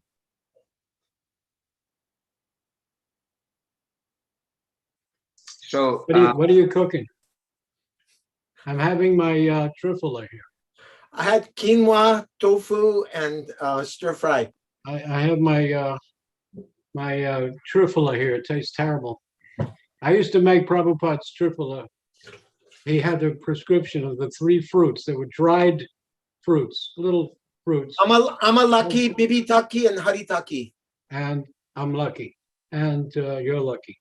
And so he had a marble dish, and I would soak them in the morning in water, and then at night he would drink that water, and he made such a face. Oh, I said, how does it taste? He said, horrible.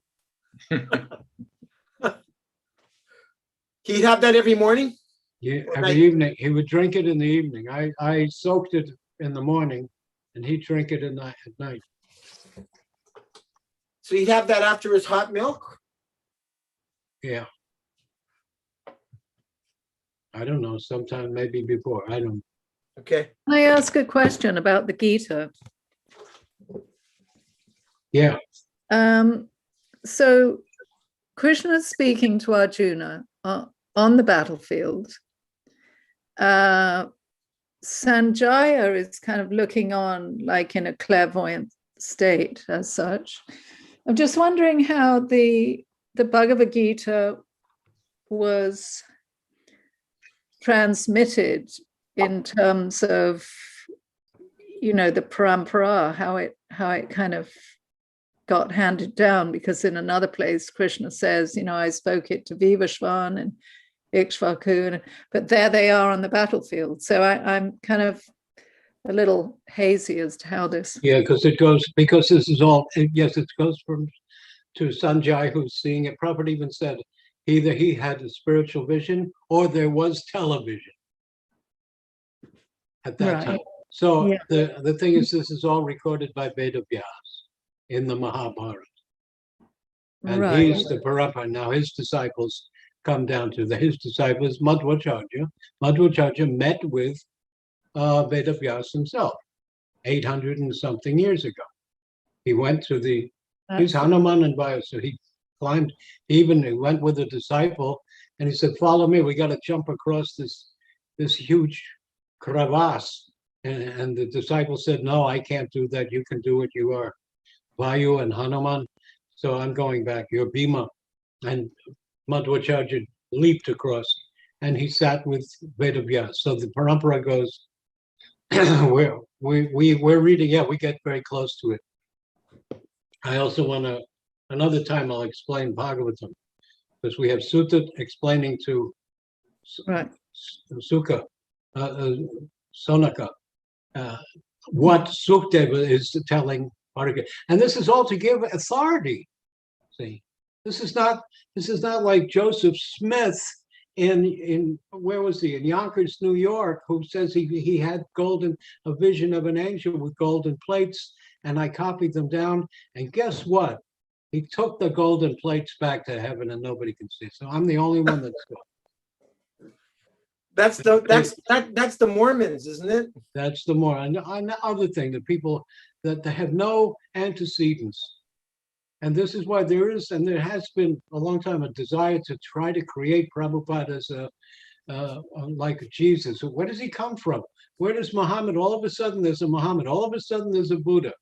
No, all of a sudden, there's not a Prabhupada. And he said this over and over and over. I'm only repeating in the line of disciplic succession. These are none of my ideas. There can never be a book. The thoughts of Bhaktivedanta Swami Prabhupada. He'll never do. That's why last time we were discussing, Prabhupada would read his own books.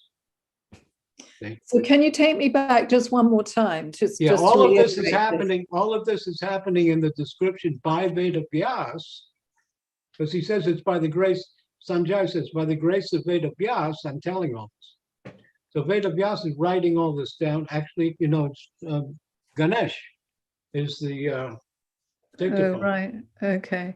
So we're hearing this ultimately from Veda Vyas, who is then, he had several disciples also. Some of them are those philosophers, Gautama and others, Jaimini.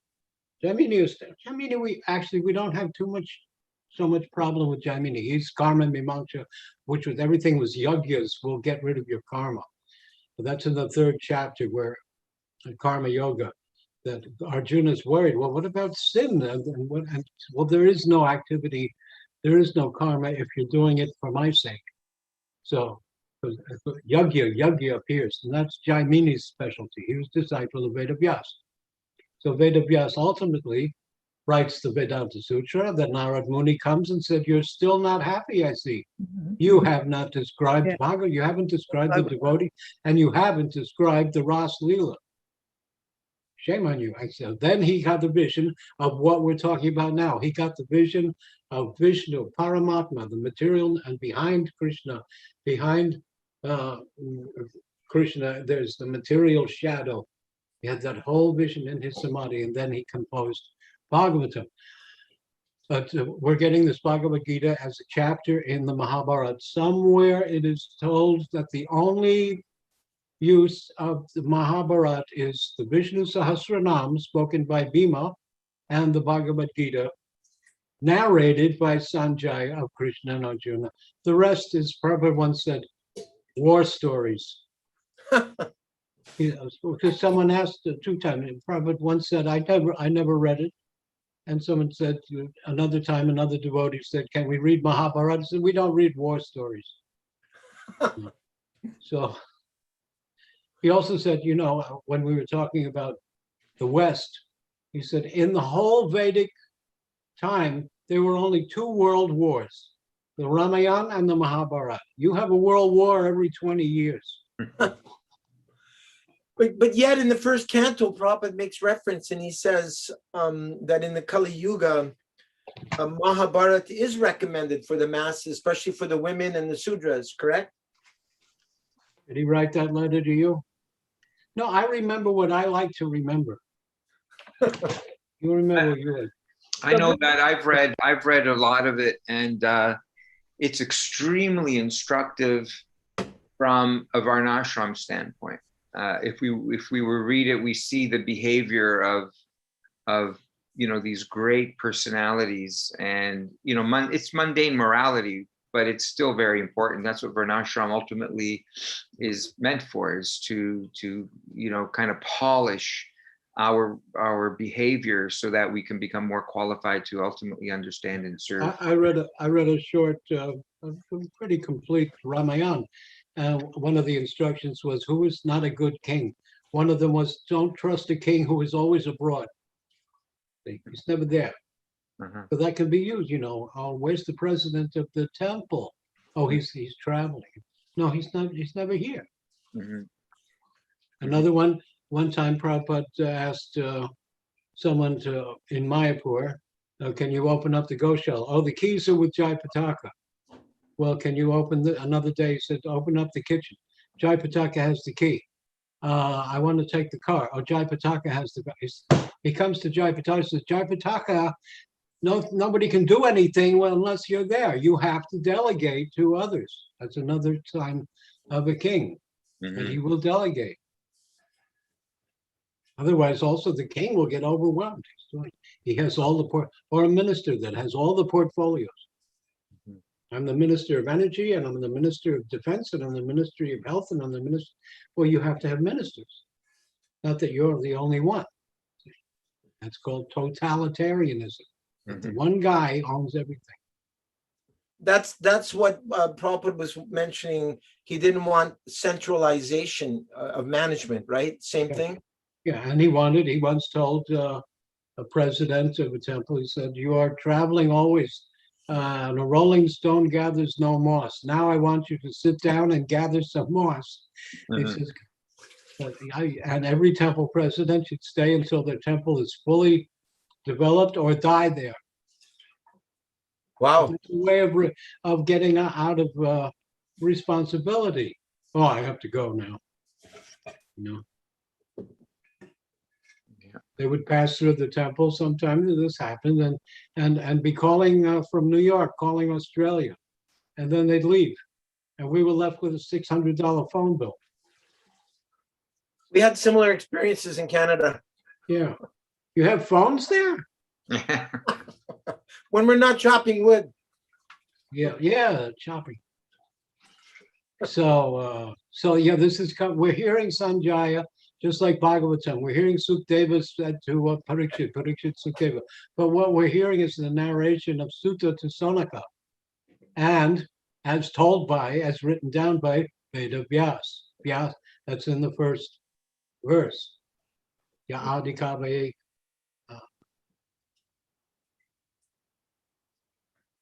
The original poet. What a Arya beautiful. so we're hearing it all from Veda Vyas, and the parampara is going to him. And he passes on to Madhva.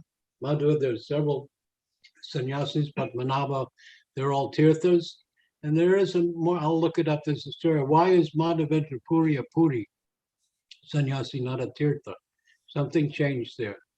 And Ishwara Puri to Madhavendra Puri initiated Pundarik Vidyanidhi, Balaram Nityananda, Advaita Acharya, and some others.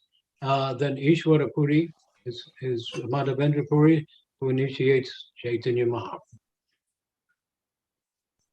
I don't know who else Ishwara Puri initiated, but they would be God brothers. So I think it Lord was. Chaitanya, because Lord Chaitanya moved around with 9 sannyasis, which we don't know much about, but they're very important, you know, in his travels. Does that answer your question, Nandapatni? Is that so? Yeah, that definitely clarifies It's it. Veda Vyas. It's Veda Vyas. I always say, and today I'm Evam Parampara Prapti Mimam Raja Shaktu.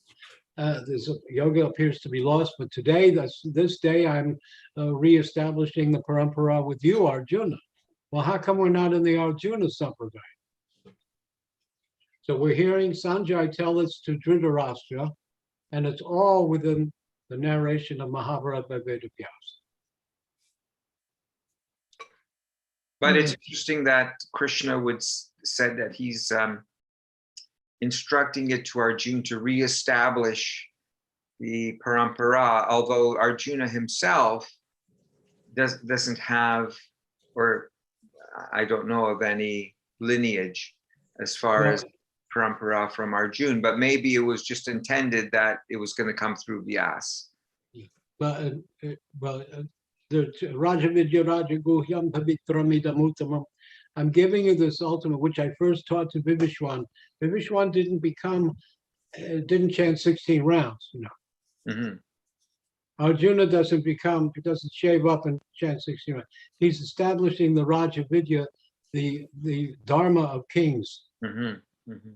And this comes down to Parikshita as king. Kings. But then, oops, Kali Yuga comes. Maharaj Parikshit has to be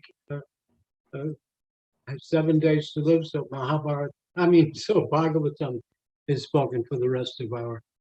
I guess that's why also our Krishna says to Arjuna that it's it's important that even though one may be beyond following certain karmic rules and regulations, that one must still comply to them. Just so he gave the example of Janak Maharaj. He said even if he didn't follow these rules, the world will come to ruination because people follow, yad yada chariti shreshtas, people follow great personalities. The world, if you don't if you establish bad principles, the world will follow. And so that's the Raja Vidya, Prabhu? Yes, it's the king of knowledge. Yes. We are told, for us, we're not being taught to be kings. We're taught to be devotees of Krishna. So it's the king of knowledge, but it's also the knowledge of kings. Mhm. This is how a king will run the planet, the whole Bharatvarsh. So it starts with his understanding of Jiva, Ishvara, Karma, Kala, everything. He has to understand that in order for him to properly execute his duties. Yeah. This Bhagavad Gita class was inspired by Srimati Shikarani Mataji, and she's the only one that hasn't read tonight. So except for Madan Mohan, who we never hear from anyway, except when he writes. So But Shikarani, I have a question also. I was waiting. You can read after that. Go ahead, Shikarani. Well, wait a minute. Acyutananda, can you hear? Yes. Let him come. It's fine. Well, why don't you read in the meantime? Okay. Oh, no, well, let her out. And then ask your question after. What is material nature? What is material nature? This is also explained in Gita as inferior prakriti, inferior nature. The living entity is explained as the superior prakriti. Prakriti is always under control, whether inferior or superior. Prakriti is female and she is controlled by the Lord, just as the activities of a wife are controlled by the husband. Prakriti is always subordinate, predominated by the Lord, who is predominator. The living entities and material nature are both predominated, controlled by the Supreme Lord. According to the Gita, the living entities, although parts and parcels of the Supreme Lord, are to be considered Prakriti. This is clearly mentioned in the 7th chapter, 5th verse of Bhagavad-gita. Aparayam itastavanyam. This Prakriti is my lower nature. Prakritim vidhi me param jiva bhutam mahabaho yayedam dharyate jagat. And beyond this, there is another Prakriti, Jiva Bhutam, the living entity. Oh my God, my question is also related to this only.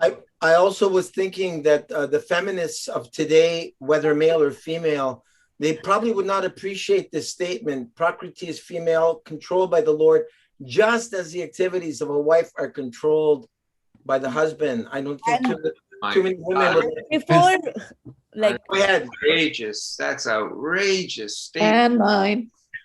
and I am going to ask a question which is totally based on this. And that was a question which is going on in my mind from 3 days. And it is such a coincidence that I am reading this verse. But so what I wanted to ask is, there are 2-3 things which are interconnected, but I will just club it and tell.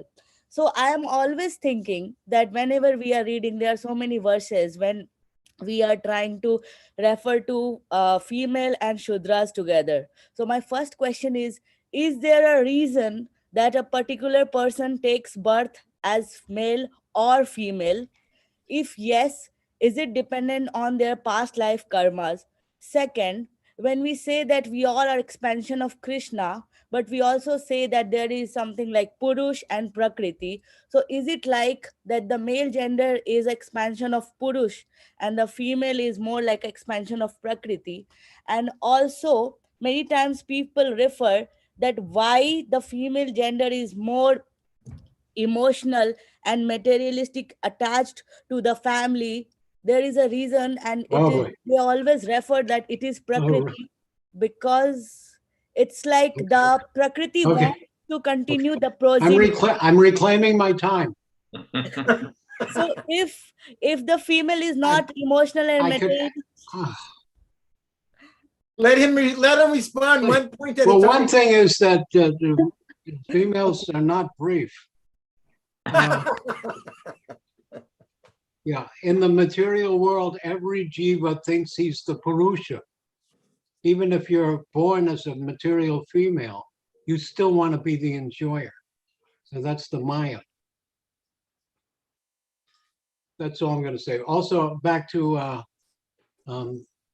Didi, the first 3 cantos of Bhagavatam are spoken by Sutta Tasanaka, not Sukadeva Goswami yet. See? Now, what's really funny in the last paragraph that we read is Krishna's talking. Can you put it up again? Or you Sure. wash your hands? Okay, a little further back with that paragraph we just read. Prakritim vidime param jivan bhuta mahabaho. So he's talking about the jivas, and he's joking with Arjuna like a friend all the time. He's talking about jiva bhuta mahabaho. Mahabaho means big arms, big, strong. He's talking about Arjuna's material strength body. So he's joking with him. There are 10 names that Krishna refers to Arjuna in Gita. Mahabaho, Kaunteya, these are all son of Kaunti. Meanwhile, he's telling him, you're not a son or born of anyone. But he's joking with him like a friend. Hero, winner of wealth. He's telling them to give up all kinds of dharma, but winner of wealth. Dhananjaya. Prita. And then there's Be My Instrument. Oh, now I forget that name. Savyasachin. Partha. Savyasachin. Savyasachin. That means one who can shoot bow and arrow ambidextrously. Right? So he knows how to operate weapons. And then he's saying, be my instrument. One who knows how to work weapons. See, he's always kidding with him. It's hilarious. Mataji, if So I could, what was the first part of that question? Nitya Siddhi. She went away. I scared her away. no, Oh, Shikaran. I'm here. I have that effect on pure devotees. So I was asking, the first part was like, why is there a reason somebody will take a birth as a female or a male, and it is dependent on what? Yes, there's a reason to take birth as 8,400,000 species. That's our karma. But if you're also born as a woman, as a devotee, well, that changes everything. It doesn't matter about 32-ounce brains or 64-ounce. If you have a 65-ounce brain and you're a karmi, who cares if you're a millionaire? It's going to be temporary. I don't care if you're Elon Musk or whoever. You're not a devotee. So a devotee woman may not be as fast in mathematics as some genius, but their devotional service is the intelligence. That's what real intelligence means, which some men cannot get, because they also think that they're the enjoyer. So women who think that they're the enjoyer, boom, they're the same as any deluded man. And a devotee woman is the same as any devotee man. But you have to go with what you're given. See? So is there actually an answer to like what she's asking? Like, it says, somebody is born a man. Isn't it Acytuananda, that in the Bhagavatam it says that if it's the influence of the male father, that the fetus will become female? Isn't that the? Yeah, if the sexual desire is stronger. If the man dies, there was the movie Saving Private Ryan, and this really happens in all wars. A man is shot and is dying, and even recently this criminal was unfortunately was killed by a policeman, that George Floyd. Big, rough, tough criminal guy, and he was being killed by this policeman, which totally illegal. And what was he saying? Mommy. Yeah. He'll be born as a woman. And big, tough soldiers, they're dying in battle. And they're going, Mama. They're thinking of their mother. They'll be born as a woman. Because the last thing you think of, your consciousness, will generate your next birth. But isn't it true that the male, in terms of progeny, if the influence of the male is stronger, then that child will be a female? And the other way around, that if the influence of the woman is stronger, then I wouldn't know. I was never. I think that's said like that. Yeah, that's true. That's it's in Srimad Bhagavatam. That doesn't answer the question though, as to when a particular individual or jiva is asking why I take birth as a male or a female. That only answers the question as to why two parents conceived of. What is that, Joni? Women, it is considered a papayoni. It is considered a lesser birth. But in Kali Yuga, we're all lesser. It's your karma is so complicated. To be born as a woman, you have this. The body of a woman has a total urge to give birth, to be a mother, all the time. Yeah, See? that's what. And the man doesn't care. The man has a total urge to impregnate, and as many as he can. That's another papayoni. See, but that's we're governed. We're controlled by the material nature, jantramaya, just like a mounted on a machine. We're compelled to do that. I know there's a family here. He can't afford it, and the wife said, "I want to have another baby." There's a nice comedian, Jeff Foxworthy. He said, "I once had to pass a kidney stone for 5 days. That was the most horrible pain I ever felt. But I saw my wife giving birth, and she was screaming in pain. Now, I never want to have a kidney stone again. But a couple of years later, my wife said she wants to have another baby." So we think we're tough. Women can take this pain. And still they're compelled to do it. So that is harder to take up spiritual life. It is harder for them. So I was thinking. But if you're having devotee children, that's amazing. And I tell this to every time. I said I've said this many times. I had to go through 18 years of nonsense. And here these children, they never had to know that. They hear in the womb, they're hearing the mother chanting Hare Krishna. They're hearing kirtan.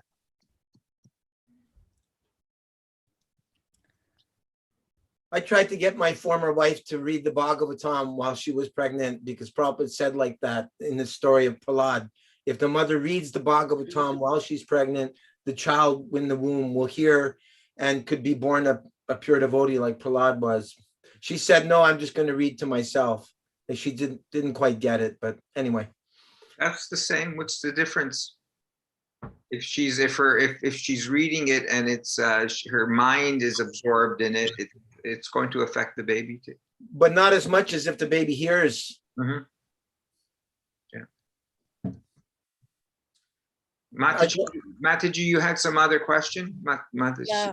So I just have one last question. Is like, why are women and Shudras considered in the kind of same category in many of the verses? Like, what is the reason for that? Is it just like on what basis? Like, if we can just define.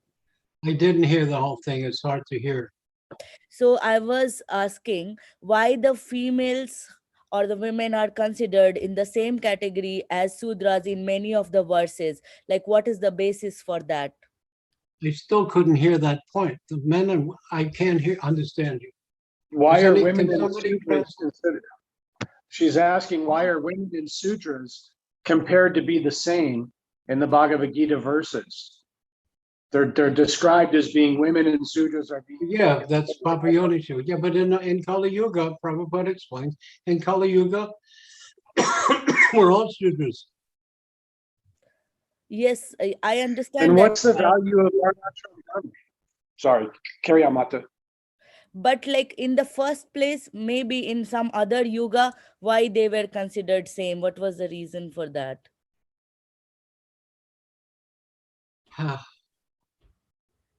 It's yes, and I mean, look at Kaikeya. She saved her husband in the battle. You know, she's not a Shudra. She's a Kshatriya. Look at Draupadi, 5 husbands. They're not considered Shudras. They're considered among the lesser people for studying Vedas. Women do not memorize Vedas. Women in general have this problem. So I'm in favor, for instance, I'm in favor of women being gurus. if they have disciples who want to learn from them and if they know all the tattvas. And then some man guru said, well, that's true for the men too. I said, yeah, you're damn right. Yeah. And so I said that. Narayani is here and others are here. And I said, do you have, Narayani wants to get authorized by ISKCON to, I said, do you have people who are coming to you to learn? Yes. So then do it. But Prabhupada said in the beginning, we all asked him, and I was there when he said, we asked him, why, how come women aren't acharyas? And he said, in general, the acharya is a man to appear as a father figure. That's all. Not that women are disqualified, because we have Janavadevi, we have Ganga Mata, we have, who was the third one? Hemanga Didi. But they stay in a certain position. We have Shiki Mahiti, and who was the third? His half, she was counted as a half a person. Madhavi. His Madhavi, sister. yeah. His sister. She gets half a vote.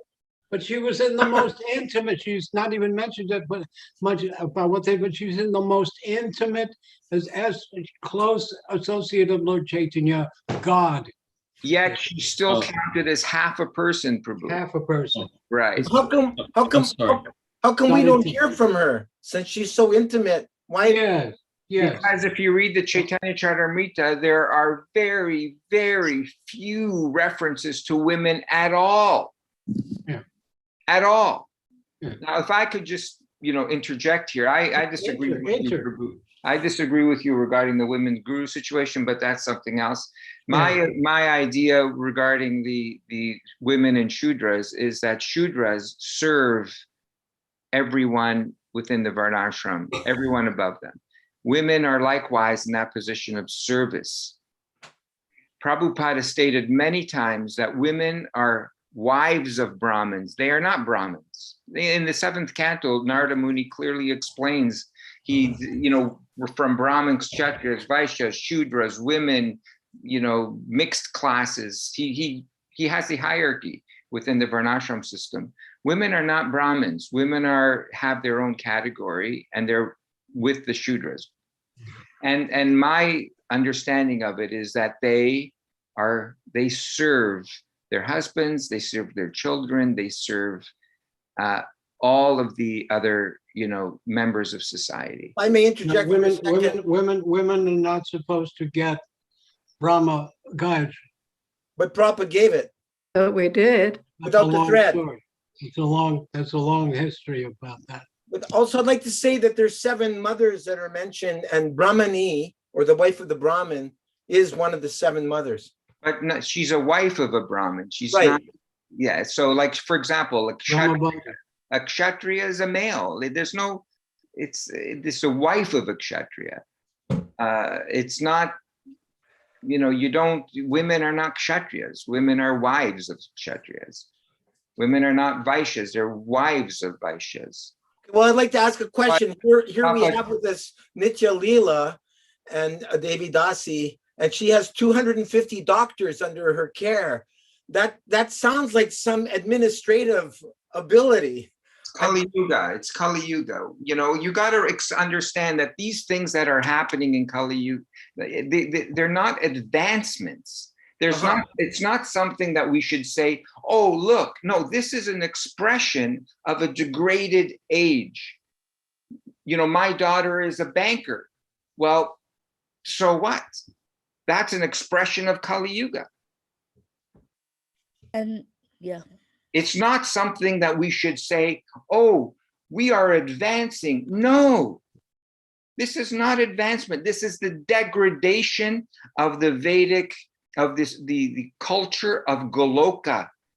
Let's look, if you want to look at culture and what women and men and genders behave like, let's look at Vaikuntha. Let's look at Goloka. Let's not look at Kali Yuga society.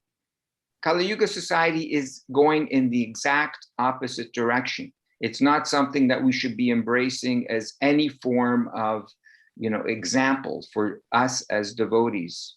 Now, we have to do the needful, but it's not something that should be celebrated. So yes, women are lawyers and they're judges. What did Prabhupada say about, he said that the people of India should be embarrassed and humiliated, feel humiliated for having as their head of state a woman. Indira Gandhi. Is that any clearer? Could it be any more clear? Tulsi Gabbard. Exactly. What's she doing? Like, it's Kali Yuga. So it's nice. Like, it'd be nice if she went in instead of someone else, but it's Kali Yuga. It's not something that is reflective of Vedic culture at all. And it doesn't mean that if you're in the Sudra aspect of the Varnashram, that you don't supersede all that by being a Vaishnava. Absolutely. Absolutely. So, No question. that's the main point. Absolutely. Absolutely. Otherwise, feminists get hung up on this designation factor, but it's like they're missing the point. They're missing the point because we're not these bodies. We're not these bodies. And that's why Bhagavad-gita is so important, because despite, our spiritual equality, we do have different bodies. And Prabhupada always made the most basic comparison. A woman can have a child. We can't. Men can't. We are very, very different. We are not. Prabhupada made that point that spiritually we're equal, but materially we are not, because a woman can have a baby and a man can't. But even amongst men. That's not woke. Well, watch out, because we're coming to the transhuman phase. Yeah. Watch this space. But even amongst the men, I mean, men are not equal. There are, there's men that are, they are very, very different from each other. And so what to speak of the same gender and the difference there, we're talking about different genders now, like male. Exactly. That's a huge thing right there. Yeah. But I think what Acyutananda Prabhu was saying, to go back to what he was saying, if a Mataji, if a god sister, like I know Narayani, she's been living in Vrindavan forever. She teaches Bhakti Shastri, Bhakti Vaibhava, Bhakti Sarvabhauma, Bhakti Vedanta. She's been working like really closely with the Buri John, who established, these 4 levels of certification that Prabhupada wanted. If there's some young ladies or old ladies that want to take initiation from her, do you have an issue with that, Jivan Mukta Prabhu? My feeling is that if a woman or a young woman wants to take instruction from another woman, that's fine. But I feel it extremely strange.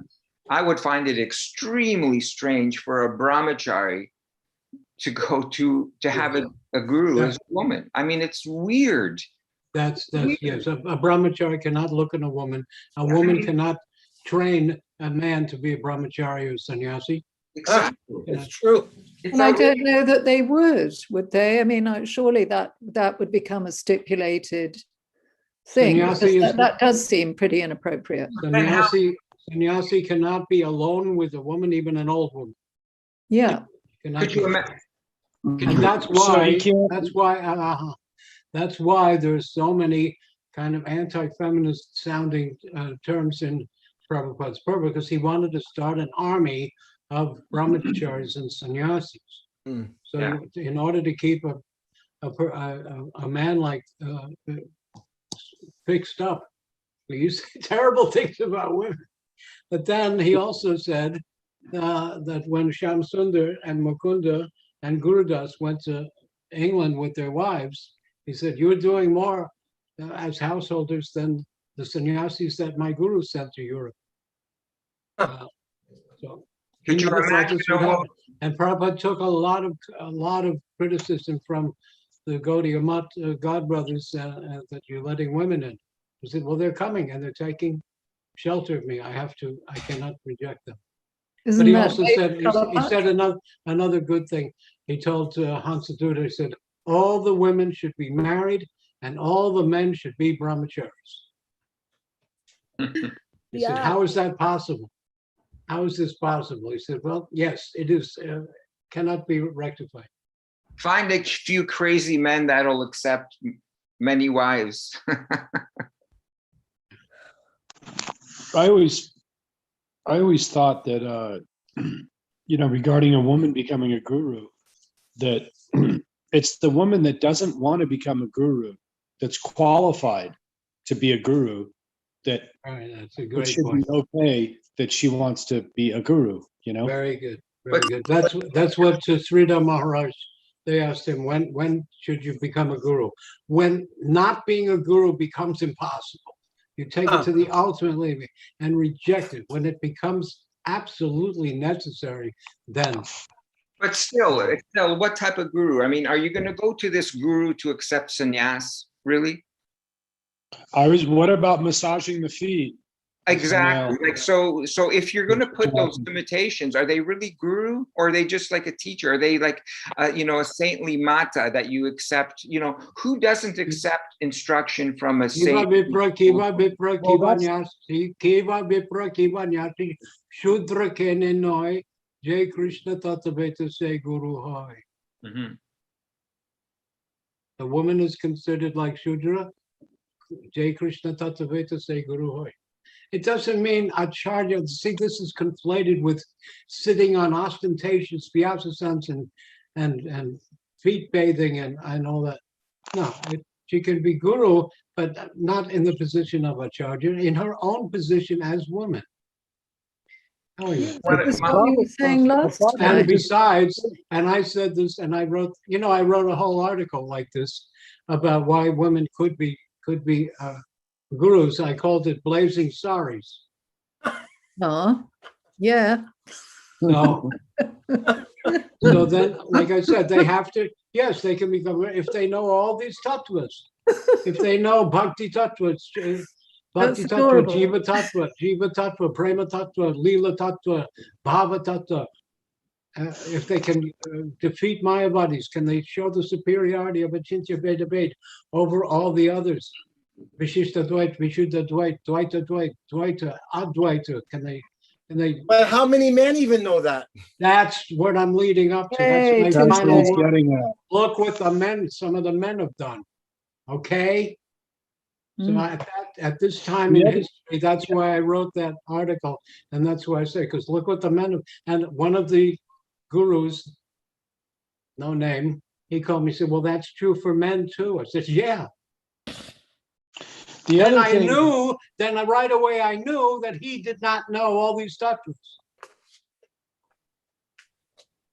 But then how do you square that with the point you were making last week, where Nitya Leela was expressing that in Pakistan, there are so many disciples of Acytuananda Maharaj who are giving initiation to people in Harinam. So how do you square that sort of sentiment, if you will, about everyone in following the instructions of Lord Chaitanya? If Harinam is going on, okay, then I would come to Apichat Sudaracharo verse. If someone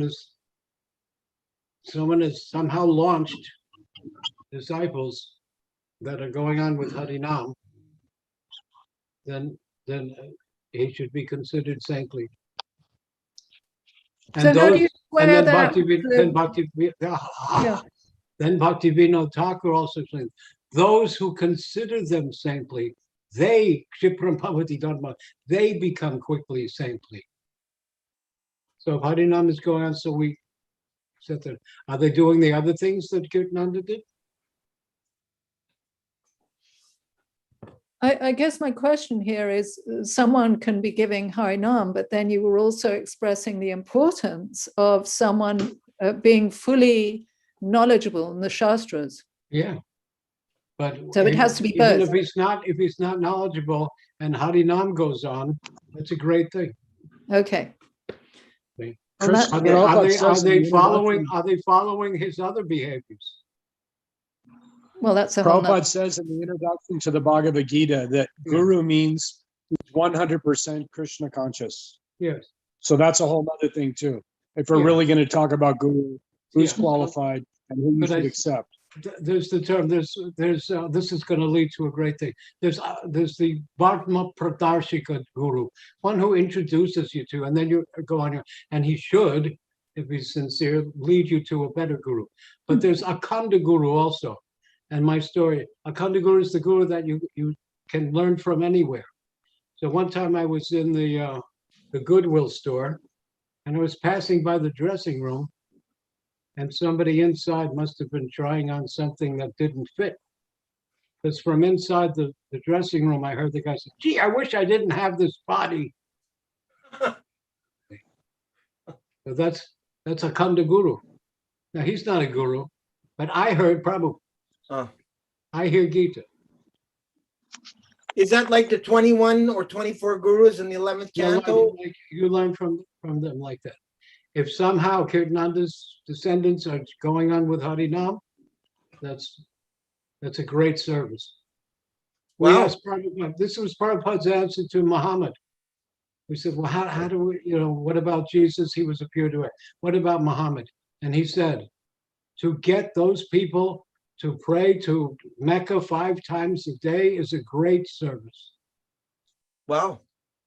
So to bring someone to 4 regs and chant 14 rounds to chant 17 rounds a day and follow 4 regs and know that Krishna is the Supreme Personality of Godhead is a great service. You have some great preaching points there for you, Nichalila. To tell the Muslims, if they're bringing people to Mecca to pray 5 times a day, this is great service.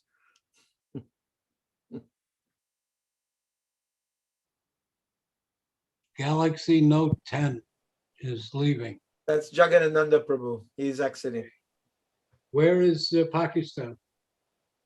She didn't hear the whole thing I just said. Nichalila, you heard everything Acyutananda said. Yeah, but I have different point of view. As per current survey and statistics, it is stating As per what?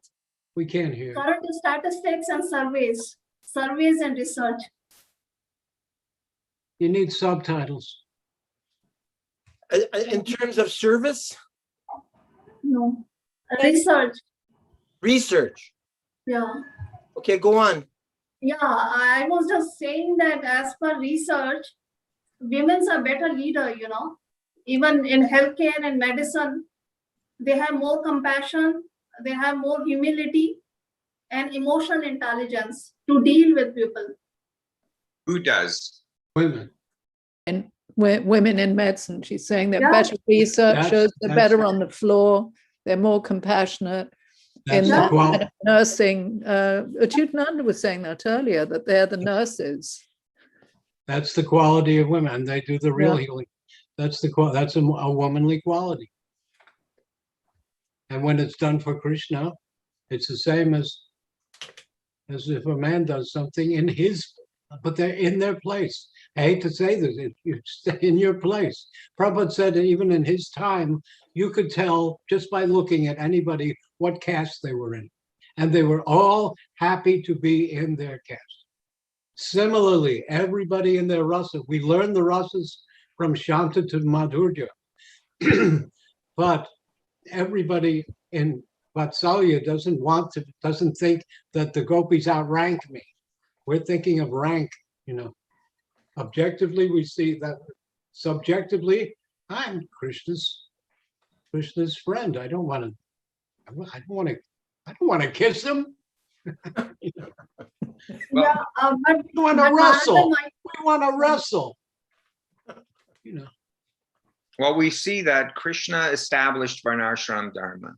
When we understand the divisions of Varnashram Dharma, we see very, very clearly that men and women have very different responsibilities.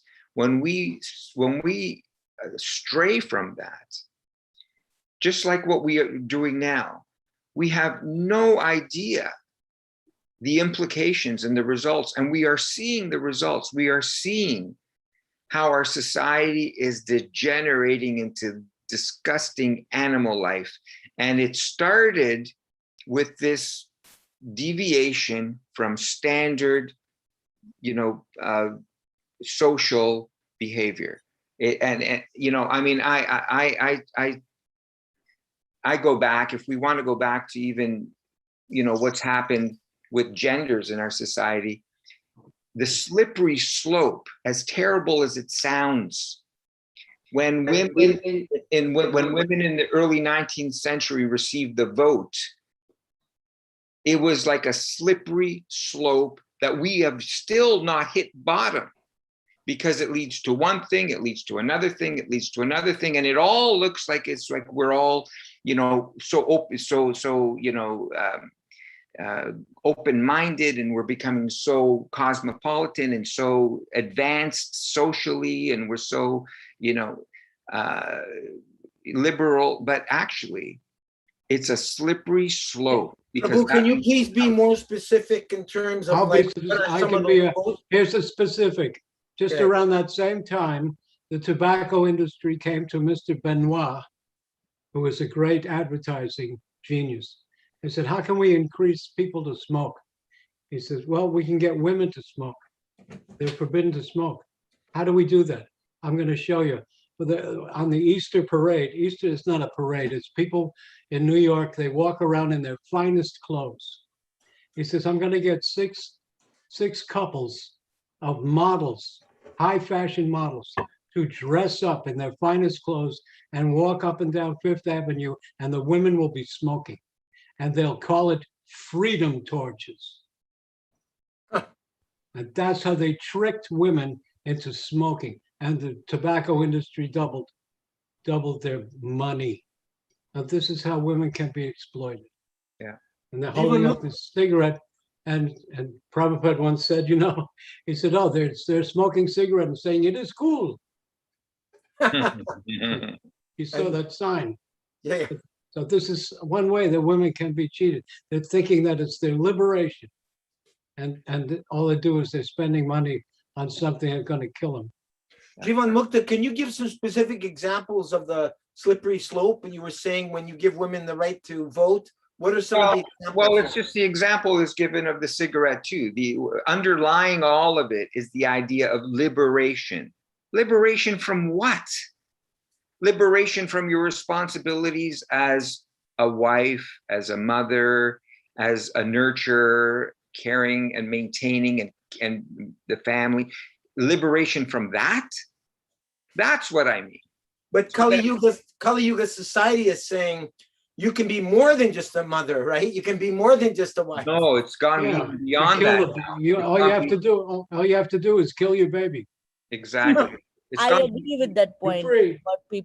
What Jivan Mukta Prabhu is telling, because I feel that nobody is telling that women can't be big leaders, but then they are sacrificing their families. They are not making good children. They are literally spoiling their families. If they are able to balance it, well and good, but nobody is a superhuman. So there is some sort of compromise.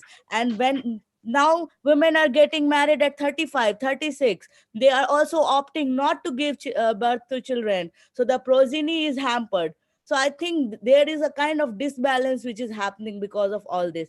Nobody is telling that women can't do that, but then it's like everybody was given some responsibilities and everybody started like mixing up the responsibilities. That's why the society degraded on a whole. That's what I feel. Definitely, definitely. And it's not a question of whether women can do something. Of course, like, can a woman be a judge? Yes. Can a woman be a lawyer? Yes. The question is, should they, in the overall picture of society, should they be doing that?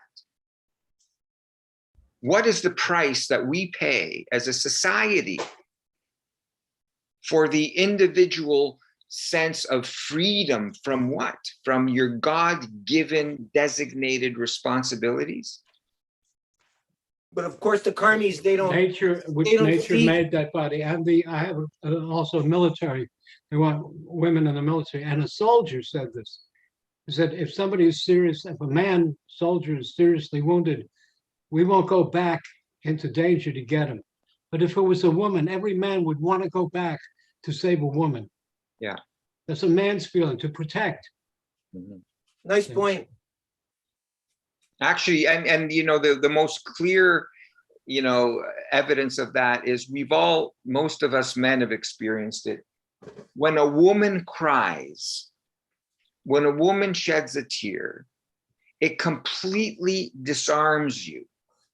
You're completely, wanting to like help her, protect her, even if you almost know that it could be fake. Your mind just is like, you want to prevent the suffering and you want to make things better. Prabhupada said a woman's weapon is her tears. I was going to say, women and children, their weapon is to cry. Yeah. So, what we've done, and we can see it in society, especially in America, in Western society, we can see what's happened. We've deviated from these traditional roles in the name of women's liberation. And our society is hell, and it's getting worse, and it's not going to get any better. Not getting any better. And it's now infiltrating and poisoning the atmosphere in ISKCON and in spiritual societies. You try to speak like this to many, not even just of the younger devotees, but many of the older devotees. It's completely unacceptable to speak like this. So what's the lever and what's the fulcrum? It's not just the choice to do those things. It's all of the activities that are going on at the instigation of Kali that slowly erodes and creates the opportunities for this paradigm to take place. Well, that's exactly my point, is that these expressions are not anything to be proud of. These expressions are expressions of Kali. Everyone's an enemy. Yeah. Husband and They're wife. very much a vengeance culture. That's the mood I get. Yes, exactly. An angry, vengeful vibe about it all. It's very, very disconcerting because it's actually a characteristic that's really the antithesis of what's beautiful about a woman's nature. Absolutely. And now you've got these sort of angry, screaming banshees who would love to actually destroy men altogether or become non-binary. So as you say, it's definitely a rather sort of frightening kind of Rakshashi mood. And who will suffer the most is the women. I've always said, Prabhu, I've always said that when society breaks down, despite women thinking that they've achieved so much in liberation, when society breaks down, like in Syria or like in one of these Middle Eastern, you know who gets completely overwhelmed and abused? The first people will be women. And children. These very women who think that they're achieving liberation, when our society breaks down, they will be the first that will be used like rags. I think that's a great counterpunch argument, actually, is to really, explore this phenomenon of what people think liberation is. I think that's really a great counterpunch, I'd put it that way. What is this liberation that's being aspired for on a deeper level? Anyway. Nitya Leela, what do you think partially of some of these points? Nitya Leela? My point is the paradigm shift has occurred because of non-functioning male part. I would be saying in that way, if women are better leader in the society, it is just because of male part has forgotten their skill set or their role. Isn't so? We should have root cause analysis. If we do root cause analysis, then we would be seeing that men are nowhere. They are not working properly. They are not contributing. In my surrounding, I see that everywhere women are very good leaders. Yeah, and I also agree with the point that it's not like liberation happened and the society degraded. No, the society has already started degrading. The males felt themselves as superior. They started objectifying women, torturing women, and that's why this kind of revenge started. So this is all a mood of Kali Yuga. This is all like the society was slowly degrading, and all of this was a part of it, as Jivan Mukta Prabhu is telling, and the end will be like the society will collapse. So it's like, yeah. The protected, look at those who need Sharma. protection, Sorry. those who need protection are not being protected. The sense of liberation is we are being oppressed. So Yes. at least I'm in a better position. The idea is that at least I'm in a better position. Those who are supposed to protect me are already exploiting me. Yes, exactly. Yeah. So the male But forgot their the solution is responsibility. not the solution. Yeah. So it's like everybody forgot their responsibilities. The male, like Jivan Mukta Prabhu was telling, they had to protect the women, but they started oppressing the women. And that's why the women also. So it was like a counter effect. Everybody's degrading.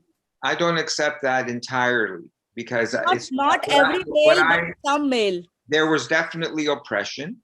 Just Yeah. like, for example, there's definitely transgender people. There's definitely people that have that psychological problem, and they're transgender. But what you see now is it's everywhere. Yeah. It's like not only are we supposed to say, yes, this exists and we have to accommodate these people, but now they're teaching it in grade school, in every single primary school in the world, that they're telling kids that you have a choice to be a man or a woman. Wow. So yes.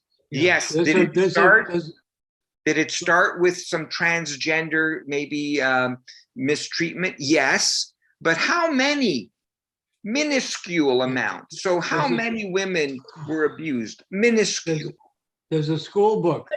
There's Like a school in some book. There's a societies, school. Let There's him a speak. school book. There's a school book going around now in schools.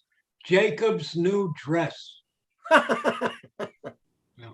And look what's happening. Here's a perfect example. Men are trans. They grow their hair a little, put on lipstick, and they're 5th place in the men's sports division. So they say, oh, now I'm a woman, and they're 1st place. Now all the women that are trying to get 1st place and get scholarships are cut out. This is the end of women's sports. In the Olympics, in high school, who will get scholarships to be on teams, and now some man who says, I identify as a woman, with no operation, by the way. Oh, call me, don't call me George, call me Shirley. And they're winning because their bodies are bigger and stronger. And meanwhile, did any woman ever say, I'm a man and I want to join and compete in the men's wrestling team division? No. No, actually it happened in India. There was a woman. She did that. Ritu forgot. So yeah, I understand, Prabhu. You are telling that is not the entire picture, but that was the root cause, like which instigated it. And now people are exploiting different things. So this is one thing people exploited, and now it's on a different line. Like I think every problem is like that. There was a small problem, and now people are just exploiting that problem for their own propaganda and agenda. Yes, exactly. It's just like now, for example, there's always been gay people, always. Yeah. But now every little town you go to, every town that I've been, it's just incredible. Like it's, the rainbow flag is everywhere. Everywhere. Yeah. It's like, what's the point of it? Like, okay, like we've come to the point where no one really cares anymore, but it's not enough. It's also not enough. The gay community doesn't care. Even the gay and the trans people, leave us alone. I know. Leave us alone. Even I think BLM is also turning into something like that. Yeah, they're wedge issues. They're wedge issues. And of course, this is just my opinion. They are wedge issues for much bigger players that are basically communist forces, and people are completely naive about how they're being worked. This has happened throughout history many, many times. There's a wedge issue, and bigger players see it as their opportunity to create mass propaganda. Ben Shapiro. Ben Shapiro had a feminist asking him, well, what if I think it was a woman. Says, what if I want to identify as a man? He says, how old are you? She says, 22. He says, why aren't you 60? Stops the whole thing. You can't just like say, I feel man feeling. You can't change. Every cell in your body is chromosome Y and X and Y. You're not going to change that even if you Yeah, but then, you know, go under the knife. Srila Prabhupada said that all the leaders in our age are Sudras, and you have a situation where Barack Obama created a law whereby 14-year-olds could actually hormonally create their own sex change without the consent of their parents. So here's your, you know, one of the world leaders endorsing and encouraging. The other Rakshasa idea is that there's overpopulation, so we have to. This is all part of that plan. It'll all be Okay. non-binary. They won't be able to have children, so we got abortion and then gay. And these are people that think this. And Prabhu, doesn't this highlight from a different perspective, a more comprehensive vision of why Prabhupada wanted to establish Varnashram Dharma? Because Varnashram Dharma clearly establishes our duties as men and women, and our proper behavior, the behavior of Vaikuntha people. And we would definitely then be a beacon in this dark Kali Yuga cesspool. Instead, many of us are actually fighting to promote these same demonic ideas that society's embraced as liberalism. It's so sad. It's so depressing, really. He also said that with the This is really cheering everybody up. Okay. with the It is. Varnashram, No, that it it is. wasn't enforced. You It couldn't is. We have to enforce it. know. We have to know these things, and it's like again, the women's sports, the women's military. They're the ones who are suffering. Yeah. Because they don't have the man's part. Man's nature is to protect. Yeah, that I agree with Jivan Mukta. They are definitely forces that are well upon ISKCON. I saw some young lassie the other day, just really pushing this stuff on some senior. It was some public discourse they were having, and she was saying, oh, no one's ever going to look at this movement if you just have these archaic attitudes towards women. No one's going to look twice at your movement. And I was thinking to myself, oh my God, this is so bad. And this is, Mataji, and this is where we have to take to heart, and this is my feeling anyway, we have to take to heart what Srila Prabhupada said, is that we are not interested in just, attracting to our movement these people. Like, we want quality over quantity. What's the point? Prabhupada, there's a purport where Prabhupada says, what is the point of attracting these animal-like people to the Krishna consciousness movement if they're going to, if they're not prepared to accept, our culture, which is Krishna culture? What's the point?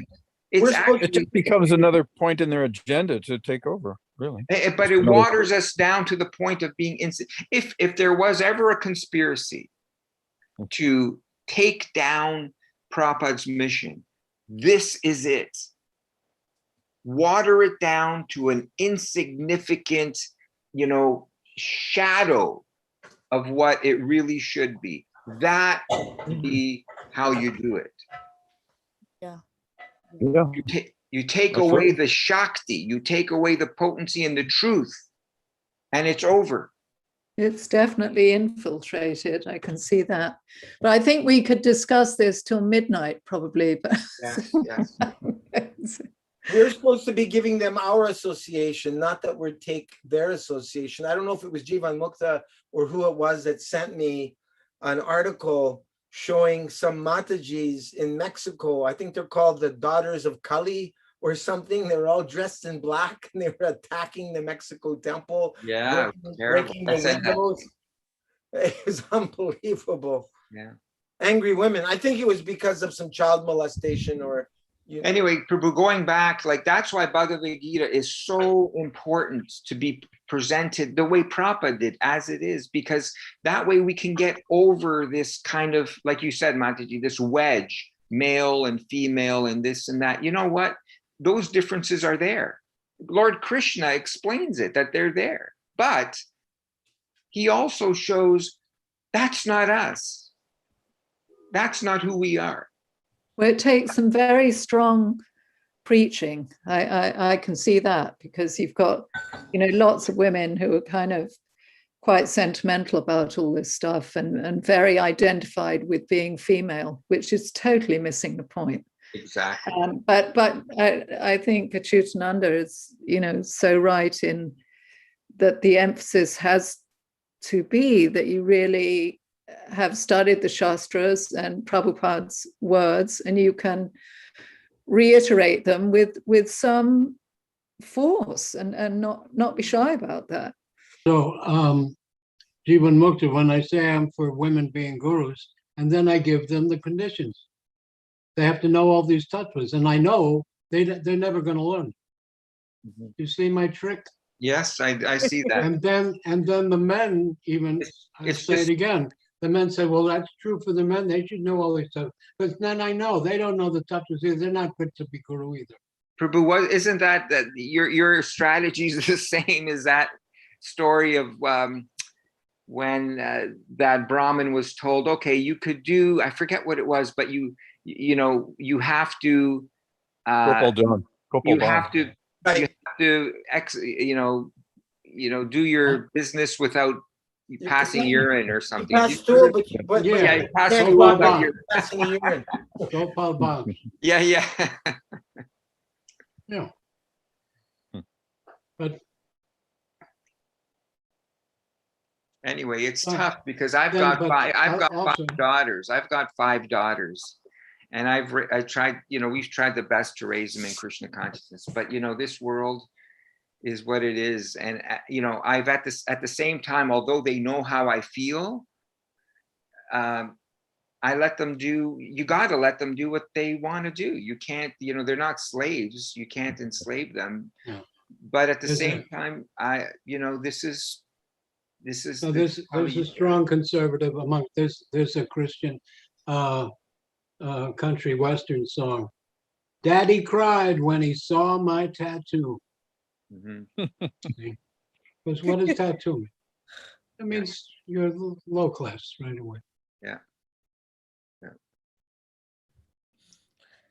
When I was a boy, it was only sailors that had tattoos. Yeah, but to break up, this is also the communist agenda, is to break up the family. Yeah, absolutely, 100%. People do not realize what's going on.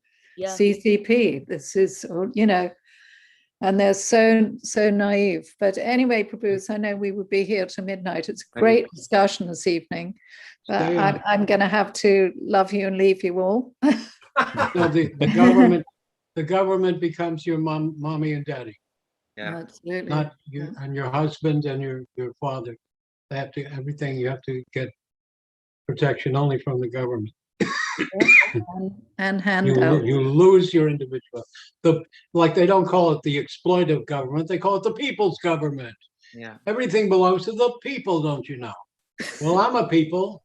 And the Yeah, but you people are can't go there. dictated. You can't go into that park because that's the people's park.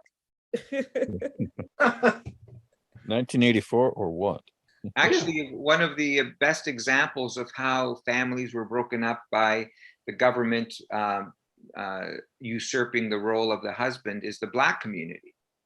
Because apparently, as soon as in the 60s, they had this program where the mothers were given, big checks. The fathers became redundant. The men became redundant, and Single mom. yeah. In fact, they would say, if the husband leave, just I'll get more benefits. You get more benefits, exactly. That's what my wife did. Former wife. Yeah. Yeah. Anyway. Okay, Prabhu, so I have To be continued on Monday then. We're gonna get kicked off YouTube, you know. Yeah, you're right. Yes, yes, we're going to get cancelled. We Help. will be. You know, who is it, that Prachar? He's like some young Indian guy. He's the one in charge of YouTube. He should know better, for God's sakes. God. Previously, yeah. there was He's a up. Muslim guy. Now there is a Sikh girl. So yeah, of course. And they are big fans of CCP. So, you know. There you go. There you go. Fans of what?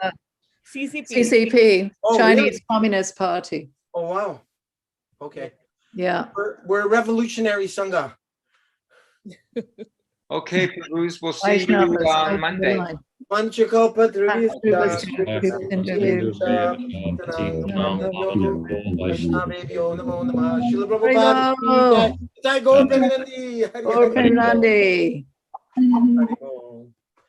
Thank you, everyone. Thank you.